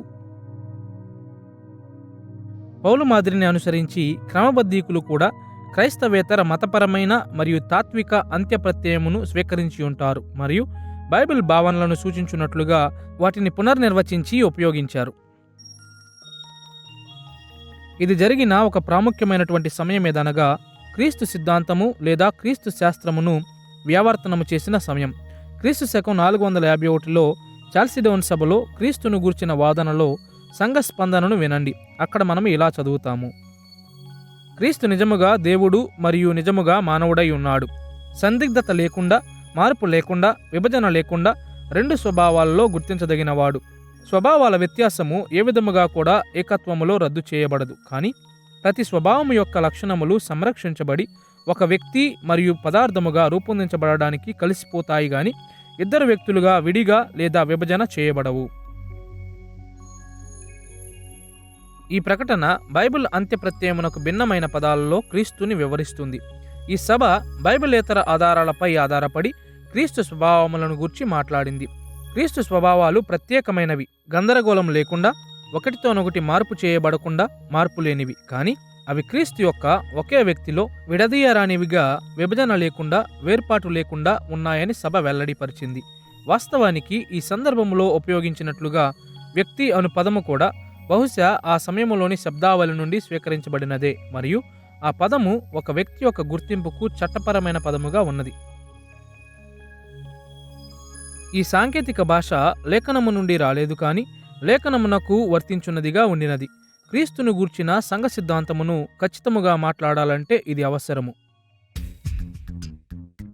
మూడవదిగా, క్రమబద్ధీకులు సాంకేతిక వేదాంత శబ్దావళిని రూపొందించడానికి బైబిలు మరియు బైబిలేతర పదాలను మిళితము చేస్తారు. ఈ విధమైన మిళితము అనేక రకములుగా జరుగుతుంది. కొన్ని ఇతరుల కంటే స్పష్టముగా ఉంటాయి, కానీ పరిశుద్ధపరచబడుట అను సిద్ధాంతములో ఒక స్పష్టమైన ఉదాహరణ కనిపిస్తుంది. ఈ పాఠములో మనము చూచిన రీతిగానే పరిశుద్ధపరచబడుట అను పదము క్రొత్త నిబంధన గ్రంథములో అనేక విధాలుగా ఉపయోగించబడింది. బైబిల్ నుండి వచ్చు పరిశుద్ధపరచబడుట అను పదమును బైబిలేతర విశేషణములతో మిళితము చేయడానికి పదము యొక్క ఈ ఉపయోగాలు ఒక సందర్భంగా సృష్టించబడ్డాయి. మొదటిగా మొదటి కొరింథీ పత్రిక 6వ అధ్యాయం 11వ వచనములో హగియాజో అను క్రియాపదము ఒక వ్యక్తి ఆమె లేదా అతడు క్రీస్తుని మొదటిగా నమ్ముకున్నప్పుడు జరిగే పరివర్తనను సూచిస్తుందని మనము నేర్చుకున్నాము. రెండవదిగా మొదటి తెస్సలోనిక పత్రిక 4వ అధ్యాయం 3వ వచనములో హగియాజో అను క్రియాపదము క్రైస్తవులు తమ అనుదిన జీవితములో అనుభవించవలసిన పరిశుద్ధత యొక్క ప్రగతిశీలతను సూచిస్తుందని మనము నేర్చుకున్నాము. క్రమబద్ధ వేదాంత పండితులు పరిశుద్ధపరచబడుటను గూర్చి అనేక రీతులుగా మాట్లాడుతూ పరిశుద్ధపరచబడుట అను సిద్ధాంతమునకు ఒక స్పష్టతను తీసుకొచ్చారు. ఒక వ్యక్తి మొదటిగా విశ్వసించినప్పుడు జరిగే పరిశుద్ధతను వారు ఖచ్చితమైన పరిశుద్ధతగా మాట్లాడుతారు. ఈ విధమైన పరిశుద్ధత అందరికీ ఒకేసారి జరిగిందని, ఒక వ్యక్తిని పరిశుద్ధతలోకి నడిపిస్తుందని, లోకము నుండి ప్రత్యేకించి దేవునికి ప్రతిష్ఠితము చేస్తుందని సూచించడానికి ఖచ్చితమైన అను బైబిలేతర పదమును పరిశుద్ధత అను బైబిల్ పదముతో మిళితము చేసి ఉపయోగించారు. ప్రగతిశీల పరిశుద్ధత అను పదము పరిశుద్ధతలో లోకములో నుండి ప్రత్యేకించబడు విధానములో మరియు జీవితకాలములో దేవునికి ప్రతిష్ఠితము చేయబడు విధానములో వృద్ధి చెందుతుందన్న ప్రగతిశీల అనుభవాన్ని సూచిస్తుంది. ఈ సందర్భములో పరిశుద్ధపరచబడుట అను పదము బైబిల్ నుండి వస్తుంది, కానీ ప్రగతిశీల అనేది బైబిల్ వెలుపల నుండి వస్తుంది. మీరు ఊహించినట్లుగా ఈ సాంకేతిక పదాల కలయిక చాలా సహాయకరంగా ఉంటుంది. కేవలం పరిశుద్ధపరచబడుటను గూర్చి మాట్లాడుట కంటే వేదాంత పండితుల అర్థాన్ని గ్రహించేందుకు ఈ విధమైనటువంటి లక్షణాలు సహాయపడతాయి. అవి లేఖనములోని పరిశుద్ధపరచబడుట అను పదం యొక్క వివిధ ఉపయోగాల మధ్య వ్యత్యాసమును కనుగొనుటలో సహాయపడతాయి. గనుక క్రమబద్ధ వేదాంత పండితులు సాంకేతిక పదాలను 2 ప్రధాన పద్ధతులలో రూపొందించడం మనము చూచాము. వారు లేఖనము నుండి తీసుకుంటారు మరియు బైబిల్ వెలుపల నుండి కూడా సేకరిస్తారు. ఈ విధముగా వేదాంత పండితులు తమ చర్చలను స్పష్టం చేసేందుకు మరియు క్రమబద్ధ వేదాంత శాస్త్ర నిర్మాణానికి ప్రాథమిక నిర్మాణ విభాగాలను అందించుటకు అంత్యప్రత్యయాలను ఇస్తారు. క్రమబద్ధ వేదాంత శాస్త్రములో సాంకేతిక పదాల పరముగా ఒక సాధారణ ధోరణిని మరియు అవి రూపొందించబడిన విధానమును చూచాము. కాబట్టి ఇప్పుడు 3వ అంశమును చూద్దాము: సాంకేతిక పదాల యొక్క విలువలు మరియు ప్రమాదములు. క్రమబద్ధ వేదాంత శాస్త్రములో మనం కనుగొనే ప్రత్యేక పదాలు మరియు పద సమూహాల ద్వారా కలుగు ప్రయోజనములు మరియు నిష్ప్రయోజనములు ఏమిటి? ఇప్పటికీ మన పాఠములో సాంకేతిక పదాల విషయమంతటిని గూర్చి భిన్నమైన ఆలోచనలు మీలో చాలామందికి ఉన్నాయని నేను ఖచ్చితంగా నమ్ముతున్నాను. బహుశా మీలో కొందరు వాటిని గూర్చి వీలైనంత నేర్చుకోవడానికి సిద్ధంగా ఉండి ఉంటే, మరికొందరు ఇంత క్లిష్టంగా ఉన్నదానికోసం అంత ప్రయాసపడుట అవసరమా అని ఆలోచన చేస్తుండొచ్చు. సరే, మనము చూడబోతున్నట్లుగా క్రమబద్ధ వేదాంత శాస్త్రములోని సాంకేతిక భాష మనకు ఎలా ఉపయోగపడుతుంది అనే దానిని గూర్చి అతిగా అంచనా వేయడం లేదా తక్కువగా అంచనా వేయడం మంచిది కాదు. సాంకేతిక పదాలు అనేక ప్రయోజనాలు మరియు నిష్ప్రయోజనాలను కలిగి ఉంటాయి గనుక వాటి పట్ల సమతుల్య దృక్పథం భావార్థకంగాను మరియు అభావార్థకంగాను ఉంటుంది. ఈ విషయమును విశ్లేషించడానికి క్రైస్తవ వేదాంత శాస్త్రమును నిర్మించుటలో గల 3 ప్రధాన వనరులకు సంబంధించిన క్రమబద్ధతల ప్రత్యేక శబ్దావళిని చూద్దాము. ఇతర పాఠములలో ప్రత్యేకమైన సాధారణ ప్రత్యక్షత ద్వారా క్రైస్తవులు నేర్చుకోవలసిన 3 ప్రధాన మార్గములను దేవుడిచ్చాడని మనము తెలుసుకున్నాము. క్రైస్తవ వేదాంత శాస్త్రమును నిర్మించుటలో గల ఒక ముఖ్య వనరైన లేఖనమును జాగ్రత్తగాను లోతుగాను వివరించుట ద్వారా ప్రత్యేక ప్రత్యక్షతను మనం అర్థం చేసుకుంటాము. దీనికి మించి ఇతర 2 వనరుల ఎడల శ్రద్ధ చూపుట ద్వారా సాధారణ ప్రత్యక్షత యొక్క ప్రయోజనాన్ని పొందాలని కూడా దేవుడు మనలను పిలిచాడు. సమాజంలో పాలుపంపుల ద్వారా ఇతరుల నుండి ప్రత్యేకముగా క్రైస్తవుల నుండి నేర్చుకోవడం ద్వారా సాధారణ ప్రత్యక్షత యొక్క ఒక కోణముపై మనము దృష్టి పెడతాము. క్రైస్తవ జీవనము మన వ్యక్తిగత పరిశుద్ధతలో ప్రగతిశీలతను పొందాలను ఆశతో క్రీస్తు కొరకు మనము జీవించు వ్యక్తిగత అనుభవాలపై దృష్టి పెట్టుట ద్వారా సాధారణ ప్రత్యక్షత యొక్క మరొక కోణము మీద మనము దృష్టి పెడతాము. ఇవ్వబడిన ఏదో ఒక అంశముపై వనరులు మనకు అందించే సమాచారమును అన్వేషించుట వలన బాధ్యతాయుతమైన క్రైస్తవ వేదాంత శాస్త్రమును నిర్మించడానికి అది మనకు సహాయపడుతుంది.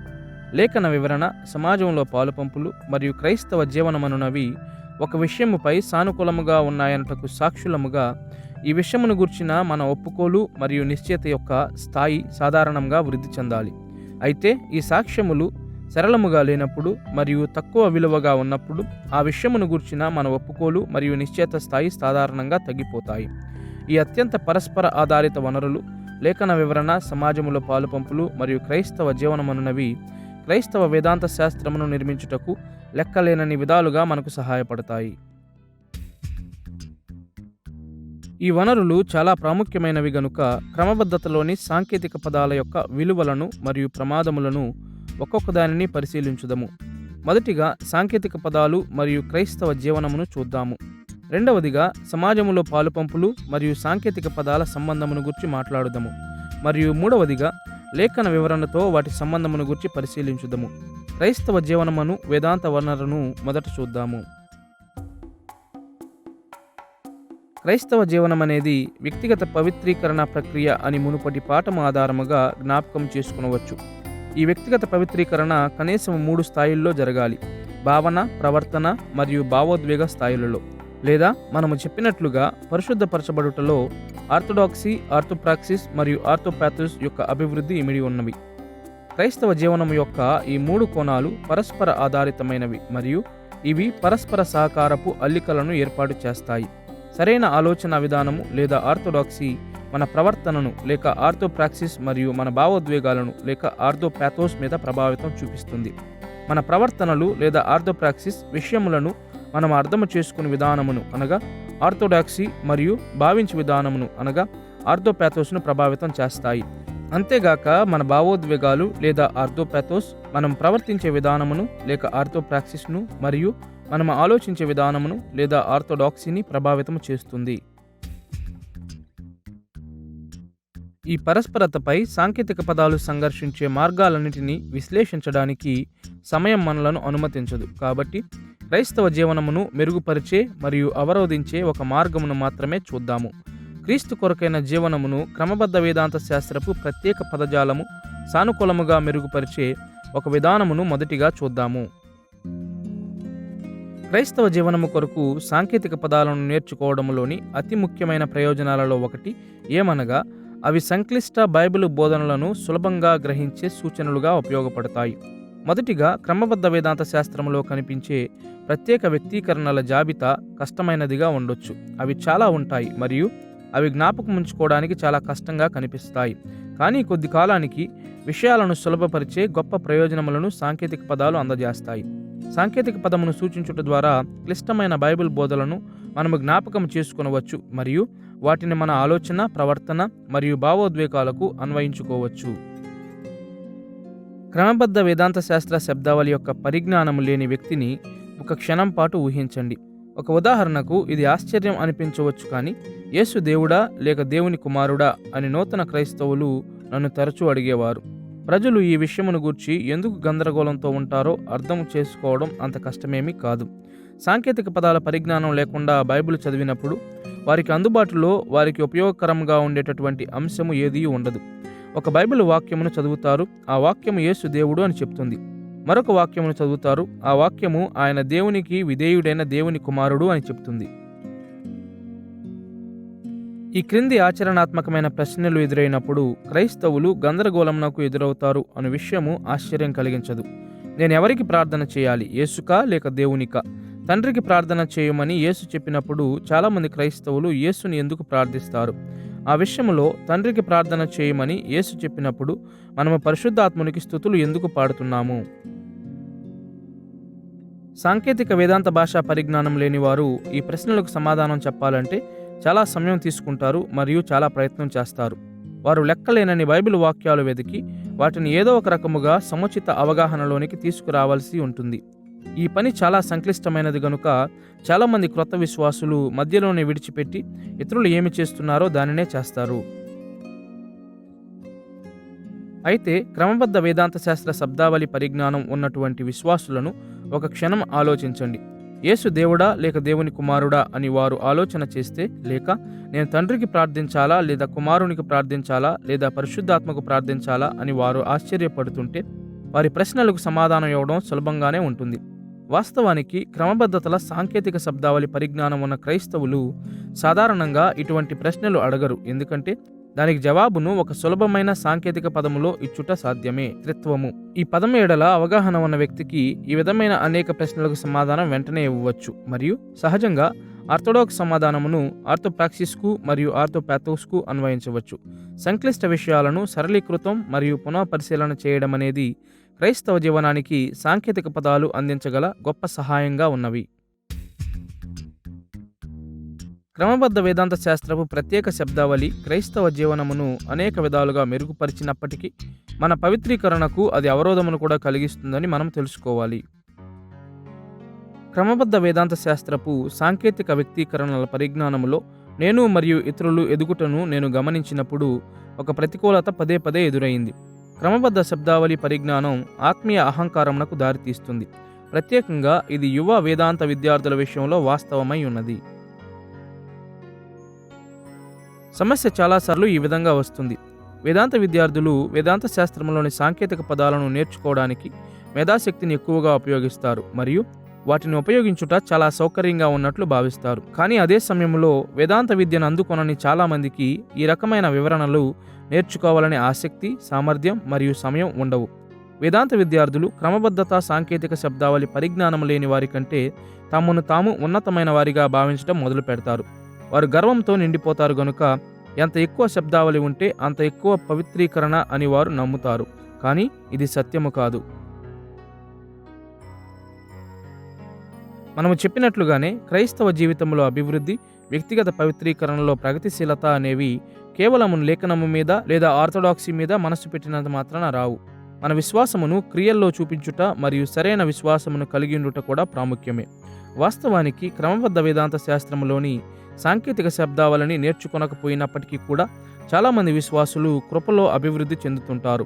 ఆ పరిజ్ఞానం లేకుండా కూడా లేఖనాలను మనం అర్థం చేసుకుని అనువర్తించుకోవచ్చు. సాంకేతిక పదాలను నేర్చుకుని వాటిని కేవలము జ్ఞానపూరితముగా అభ్యసించుట కంటే హింస, బాధ మరియు అనారోగ్యం వంటి జీవిత అనుభవాలనేవి ఒక వ్యక్తి యొక్క పరిశుద్ధతకు మరెక్కువ ప్రగతిశీలతను కలిగిస్తాయి. క్రమబద్ధ వేదాంత శాస్త్రములో కనిపించే ప్రత్యేక పదాలు మరియు పద సమూహాలను తెలుసుకోవడం ఎంత ప్రాముఖ్యమో ఆత్మీయ అహంకారమును అనగా ప్రత్యేక సాంకేతిక శబ్దావళిని నేర్చుకునట వలననే క్రీస్తులో పరిపక్వత పొందుకున్నామనే భావనను కలుగజేయునట్లుగా వాటిని అనుమతించినట్లయితే అవి మన క్రైస్తవ జీవనమును అవరోధించగలవని తెలుసుకోవడం కూడా అంతే ప్రాముఖ్యమై ఉన్నది.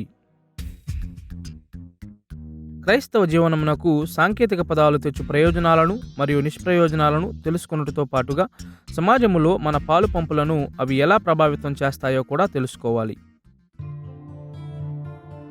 క్రైస్తవ వేదాంత శాస్త్రమును నిర్మించుటకు సమాజములో పాలు పంపులు అనున్నది ప్రధాన వనరుగా ఉన్నది. ఎందుకంటే క్రీస్తు శరీరము మనకు అందించే సహాయముపై దృష్టి పెట్టుటకు ఇది సహాయపడుతుంది. క్రైస్తవ సమాజంలో పాలుపంపుల యొక్క 3 ప్రాముఖ్యమైన పరిమాణాలను గూర్చి మనము మాట్లాడుకోవచ్చు. క్రైస్తవ వారసత్వము, ప్రస్తుత క్రైస్తవ సమాజము మరియు వ్యక్తిగత అభిప్రాయము. క్రైస్తవ వారసత్వం అనున్నది గతములో సంఘములో పరిశుద్ధాత్ముని కార్యం యొక్క సాక్ష్యమును సూచిస్తుంది. ఆయన మన ఆత్మీయ పితరులకు బోధించిన విషయాలను నేర్చుకున్నాము. మన ప్రస్తుత క్రైస్తవ సమాజము అనున్నది నేటి క్రైస్తవుల సాక్ష్యమును, మన చుట్టూనున్న విశ్వాసులకు పరిశుద్ధాత్ముడు చేయు బోధనను సూచిస్తుంది. మన వ్యక్తిగత అభిప్రాయం అనున్నది పరిశుద్ధాత్ముడు మనలను నడిపించుచుండగా ఇతరులతో సంభాషించున్నప్పుడు మనము ఉపయోగించే విషయాలు మరియు అంశాల ఎడల మన వ్యక్తిగత ఒప్పుకోలులు మరియు నిర్ణయాల యొక్క సాక్ష్యమును సూచిస్తుంది. వివిధ రకాలుగా సమాజములో ఇతరులతో పాలుపంపులు చేసే ఈ కోణములు పరస్పర సహకారము గల అల్లికలను కూడా ఏర్పాటు చేస్తాయి. మన వారసత్వం మన ప్రస్తుత సమాజమును మరియు వ్యక్తిగత తీర్పులను తెలియజేస్తుంది. మన ప్రస్తుత సమాజము మన వారసత్వమును మధ్యస్థము చేసి మన వ్యక్తిగత ఆలోచనలను ప్రభావితం చేస్తుంది మరియు మన వ్యక్తిగత అభిప్రాయములు మన వారసత్వము మరియు ప్రస్తుత సమాజముల ప్రభావములను మధ్యస్థము చేస్తాయి. మనస్సులో ఈ సంభాషణ యొక్క సామాన్య క్రియాశీలతను ఉపయోగించి సమాజంలో పాలుపంపులను క్రమబద్ధ వేదాంత శాస్త్రములోని ప్రత్యేక శబ్దావళి మెరుగుపరిచే మరియు అవరోధించే కొన్ని మార్గాలను మనము అన్వేషించుదాము. సాంకేతిక పదాలు సమాజంలో పాలుపంపులను మెరుగుపరిచే ఒక ముఖ్యమైన విధానమును మొదటిగా చూద్దాము రండి. సాంకేతిక పదాలు సమాజంలో పాలుపంపులను మెరుగుపరచుటకు గల అనేక ప్రాముఖ్యమైన విధానములలో ఒకదానిని క్రోడీకరించి ఒక మాటలో చెప్పవచ్చు. అది సంభాషణ. క్రమబద్ధీకులు అభివృద్ధి చేసిన ప్రత్యేక వ్యక్తీకరణలను క్రైస్తవులు తెలుసుకొని వాటిని ఉపయోగించే సామర్థ్యం కలిగి ఉన్నప్పుడు ఒకరితోనొకరు మరింత ప్రభావవంతంగా సంభాషించగలుగుతారు. మరోవైపు క్రమబద్ధ భాషా పరిజ్ఞానం ఉన్నప్పుడు మన క్రైస్తవ వారసత్వంతో మరింత ప్రభావవంతంగా వ్యవహరించే సామర్థ్యం ఉంటుంది. గతంలోని అనేక వేదాంత రచనలు, వ్యాఖ్యానాలు, విశ్వాస ప్రమాణాలు, ఒప్పుకోలులు మరియు ఇతర వేదాంత వ్రాతలు సాంకేతిక పదాలను తరచుగా ఉపయోగించి క్రైస్తవ నమ్మకాలను సంగ్రహపరిచేవి మరియు విలక్షణంగా విషయాలను వ్యక్తీకరించగల ఈ సాంప్రదాయ పద్ధతుల ఎడల క్రమబద్ధ వేదాంత శాస్త్రము లోతైన ఆసక్తిని చూపుతుంది. కాబట్టి క్రమబద్ధతల యొక్క సాంకేతిక పదాలు గత కాలంలోని క్రైస్తవులతో మనము పాలు పంచుకున్నప్పుడు చాలా సహాయపడతాయి. ఉదాహరణకు, మీరు అగస్టిన్, అక్వినాస్, లూథర్ లేదా కెల్విన్ వంటి సంఘ నాయకుల యొక్క బోధలను గూర్చి తెలుసుకోవడానికి ఆసక్తిగా ఉన్నట్లయితే సాంకేతిక పదాల పరిజ్ఞానమును కలిగి ఉంటే మీరు అద్భుతమైన ప్రయోజనమును పొందగలరు. వాస్తవానికి ఈ వ్యక్తుల కాలము తరువాత చాలా పదాలు రూపొందించబడ్డాయి. అయినను సాంకేతిక పదాలు వారి రచనలతో సంబంధమును ఏర్పాటు చేసుకునే అవకాశమును ఇచ్చాయి గనుక దేవుడు వారికి బోధించిన విషయాల నుండి మనము లబ్ధి పొందవచ్చు. మరోప్రక్క మనము మరియు మన చుట్టూనున్నవారు సాధారణ వేదాంత శబ్దావళిని ఉపయోగించినట్లయితే ప్రస్తుత సమాజములతో మన పాలుపంపులు కూడా బాగా మెరుగుపడతాయి. మీరు తరగతి గదిలో లేదా సంఘ సభలో ఉన్నప్పుడు తోటి విశ్వాసులు వేదాంత శాస్త్రమును గూర్చి ఏమి మాట్లాడుకుంటున్నారో జాగ్రత్తగా ఆలకించండి. పాల్గొన్నవారు తాము ఉపయోగించే పదాల అర్థాలకు సమ్మతించినప్పుడు సంభాషణ మంచిగా జరుగుతుందని మనకు వెంటనే స్పష్టమవుతుంది. వారు సమ్మతించినప్పుడు వారి సంభాషణ అణిచివేయబడుతుంది. విశ్వాసము మూలముగా నీతిగా ఎంచబడుటను సూచించడానికి ప్రొటెస్టెంట్లు నీతిమంతునిగా ఎంచబడుట అను పదమును ఉపయోగించడం మంచిది కాదా? నీతిమంతునిగా ఎంచబడుట అను పదమును వివిధ రకాలుగా ఉపయోగించాలంటే వాటిని సంభాషించేటప్పుడు వచ్చే సమస్యలను మీరు ఊహించగలరా? పరిశుద్ధపరచబడుటను గూర్చి మాట్లాడినప్పుడు మనమేమి మాట్లాడుచున్నామో తెలిసే మాట్లాడుచున్నామనేది మంచిది కాదా? క్రీస్తు అవమానము మరియు క్రీస్తు ఘనతను గూర్చి మాట్లాడుచున్నప్పుడు వాటి అర్థమును గూర్చి అడగవలసిన అవసరత లేకుండా మాట్లాడడం అనేది సానుకూలం కాదా?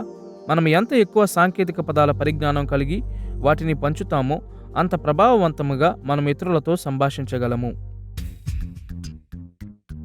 క్రమబద్ధతల యొక్క ప్రత్యేక శబ్దావళి సమాజములో మన పాలుపంపుల విషయంలో ఈ విధాలుగా మరియు ఇతర విధాలుగా ఉపయోగపడుట వాస్తవమైనప్పటికీ అది సమాజములో పాలుపంపులను కూడా అవరోధిస్తుంది.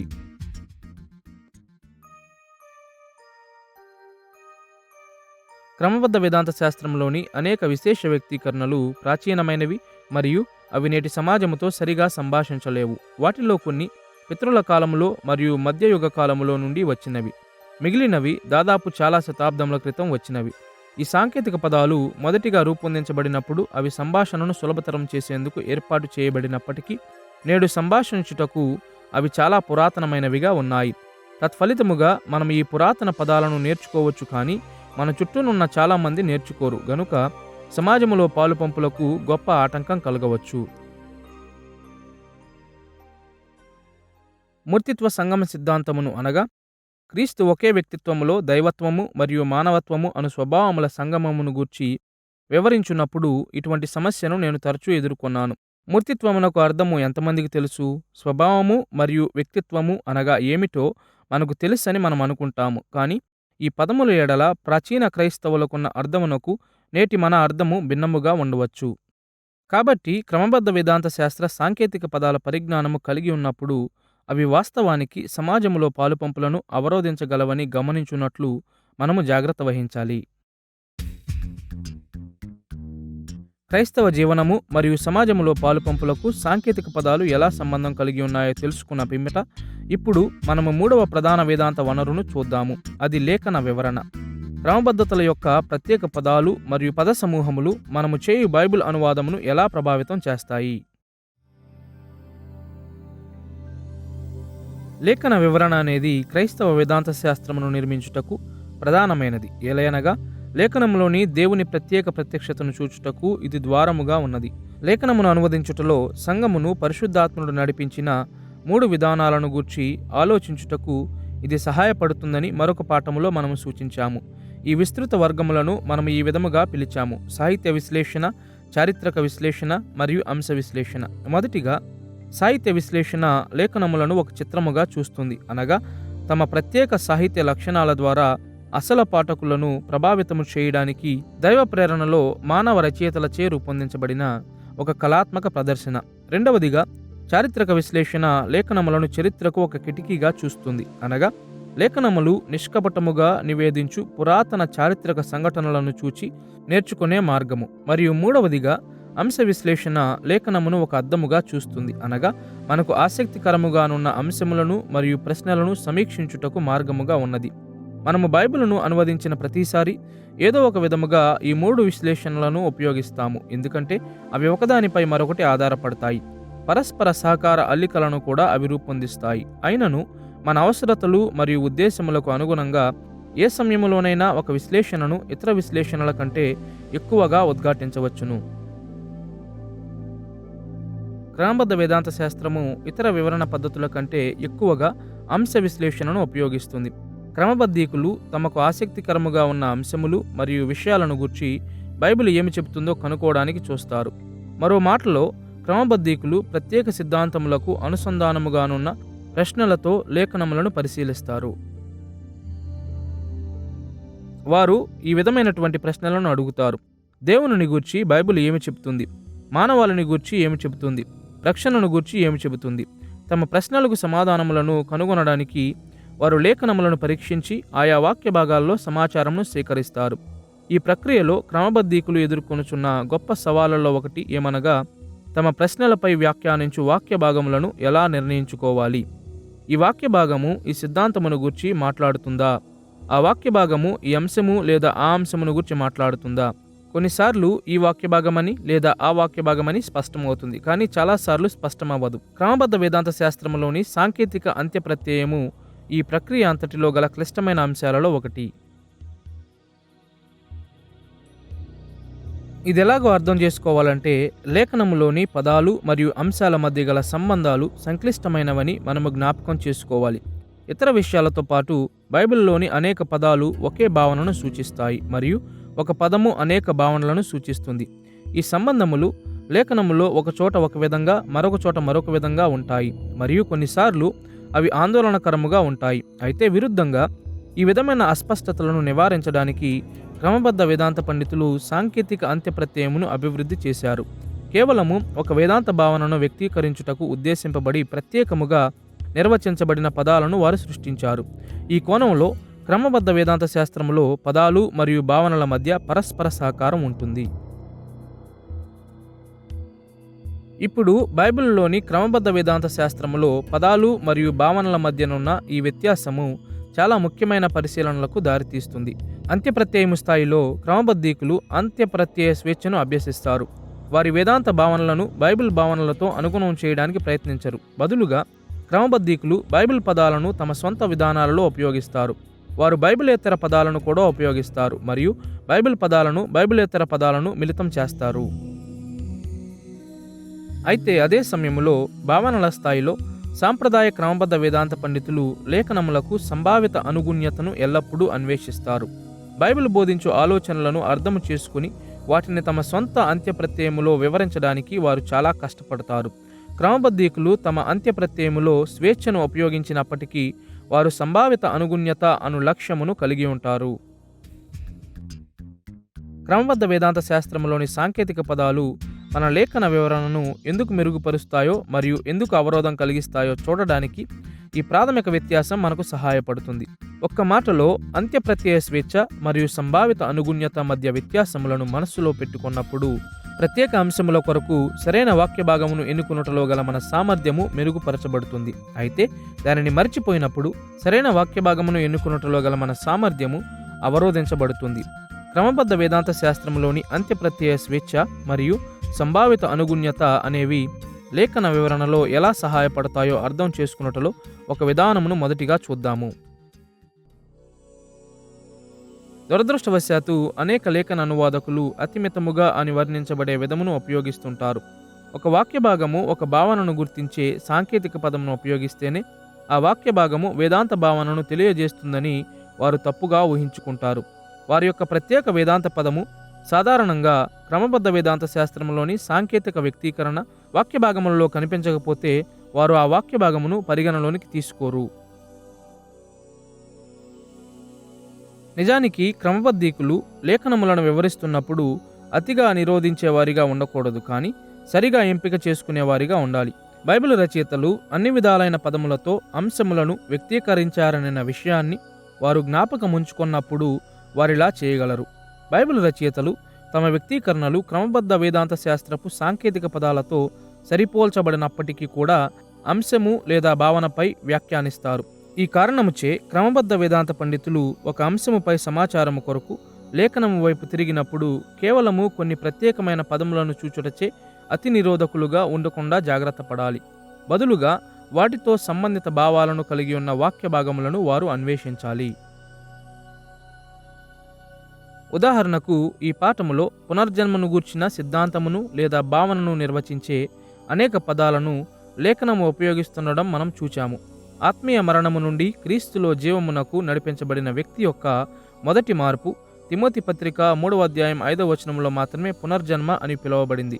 క్రమబద్ధ వేదాంత పండితులు తమ సాంకేతిక పదము ఏ ఇతర వాక్య భాగములో ఉపయోగించబడనందున కేవలము ఈ ఒక్క వాక్య భాగమునకు మాత్రమే పరిమితమైతే లేఖన వివరణ నుండి ఈ అంశమును గూర్చి వారు ఎక్కువగా నేర్చుకోలేరు.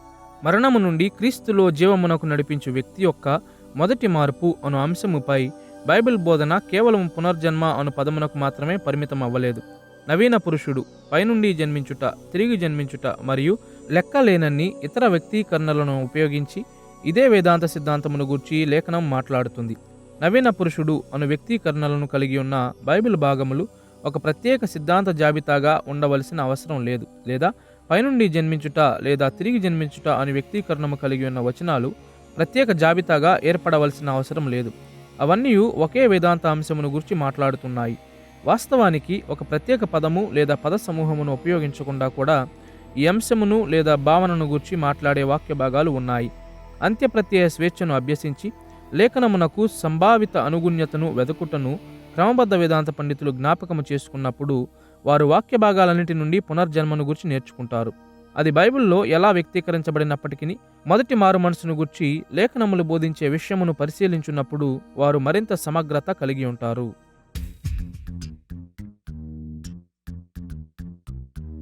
క్రమబద్ధ వేదాంత శాస్త్రం యొక్క అంత్యప్రత్యయ స్వేచ్ఛను మరియు సంభావిత అనుగుణ్యతను మనసులో పెట్టుకునుట వలన మన లేఖన వివరణ మెరుగుపరచబడడం వాస్తవమే. అయితే ఈ వాస్తవమును మర్చిపోతే అది మన లేఖన వివరణను అవరోధిస్తుంది. ఇది వాస్తవమని చెప్పుటకు చాలా మార్గాలున్నాయి, కానీ లేఖన వివరణను సాంకేతిక పదాలు అవరోధించగల ఒక మార్గమేదనగా అధిక సాధారణీకరణం అని మనం పిలుచున్నది.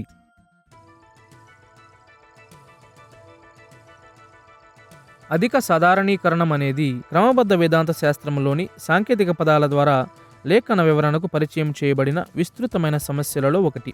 ఇది చాలాసార్లు ఈ విధముగా జరగవచ్చు. విద్యార్థులు క్రమబద్ధతలోని అంత్య ప్రత్యయములను నేర్చుకున్నప్పుడు మరియు అవి సహాయకరముగా ఉన్నవని గ్రహించినప్పుడు లేఖనములో వ్యక్తీకరణములు కనిపించిన ప్రతి చోట కూడా తమ సాంకేతిక నిర్వచనాలను చదవడం ఆరంభిస్తారు. ఆ పదము కనిపించిన ప్రతి వాక్య భాగము అదే వేదాంత భావనను లేదా సిద్ధాంతమును గురించి మాట్లాడుతుందని వారు తప్పుగా ఊహించుకుంటారు. అయితే వేదాంత పండితులు అంత్యప్రత్యయ స్వేచ్ఛను అభ్యసించి లేఖనమునకు సంభావిత అనుగుణ్యతను చూస్తున్నారు అని మనము జ్ఞాపకం చేసుకున్నప్పుడు మనము అధిక సాధారణీకరణమును నివారించి సరైన ఎంపికను చేసుకుంటాము. మరో మాటలో మనస్సులోనున్న సిద్ధాంతమును లేదా అంశమును గురించి మాట్లాడే వాక్య భాగాలను ఎన్నుకోవడానికి మనము మరింత మెరుగుగా ఉంటాము.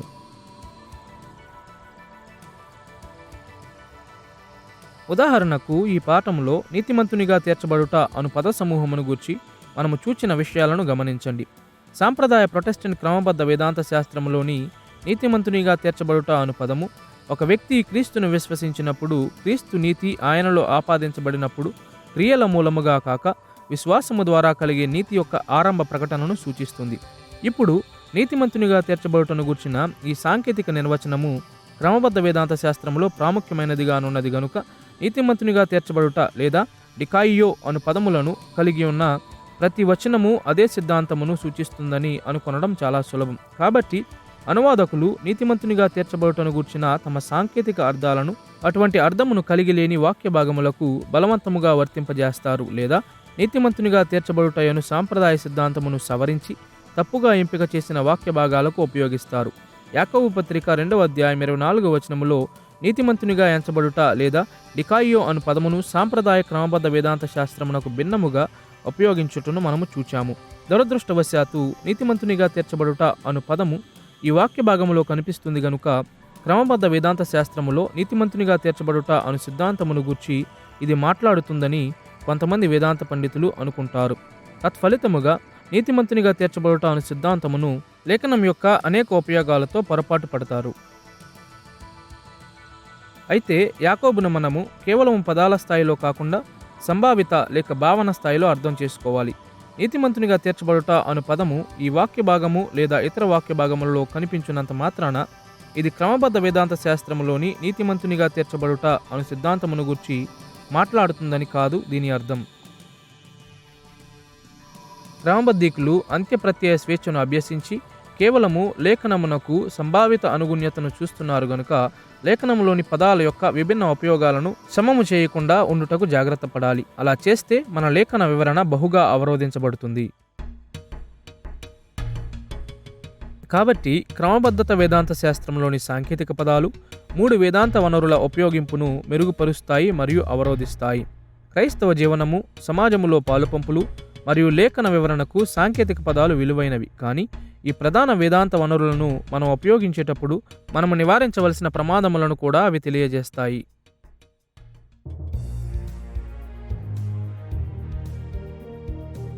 ఈ పాఠంలో క్రమబద్ధ వేదాంత శాస్త్రంలోని సాంకేతిక పదముల యొక్క అనేక కోణములను మనం వివరించాము. అవి ఏమిటో మరియు క్రమబద్ధ ప్రక్రియ అంతటిలో ఎలా సరిపోతాయో అనే విషయంపై ఒక ధోరణిని పొందాము. క్రమబద్ధీకులు తమ ప్రత్యేకమైన లేదా సాంకేతిక పదములను ఎలా రూపొందించుకున్నారో చూచాము మరియు సాంకేతిక పదములు అందించు కొన్ని విలువలను మరియు ప్రమాదములను చూచాము. క్రమబద్ధ వేదాంత శాస్త్ర నిర్మాణము అను ఈ శీర్షికను మనము కొనసాగిస్తుండగా అనేక మార్లు మనము నేర్చుకున్న సాంకేతిక పదాల యొక్క ఉపయోగమును మనము చూస్తాము. క్రమబద్ధతల ప్రత్యేక పదములను మరియు వాటిని జ్ఞానయుక్తముగా ఉపయోగించే విధానమును నేర్చుకోవడం అనేది వేదాంత పండితుడు చేయగలిగిన ఉపయోగకరమైన పనులలో ఒకటి. ఈ విషయాలపై స్థిరముగా నాటబడి దేవునిని గౌరవించి ఆయన సంఘమును సరిదిద్దగల క్రమబద్ధ వేదాంత శాస్త్రమును మనము నిర్మించగలము.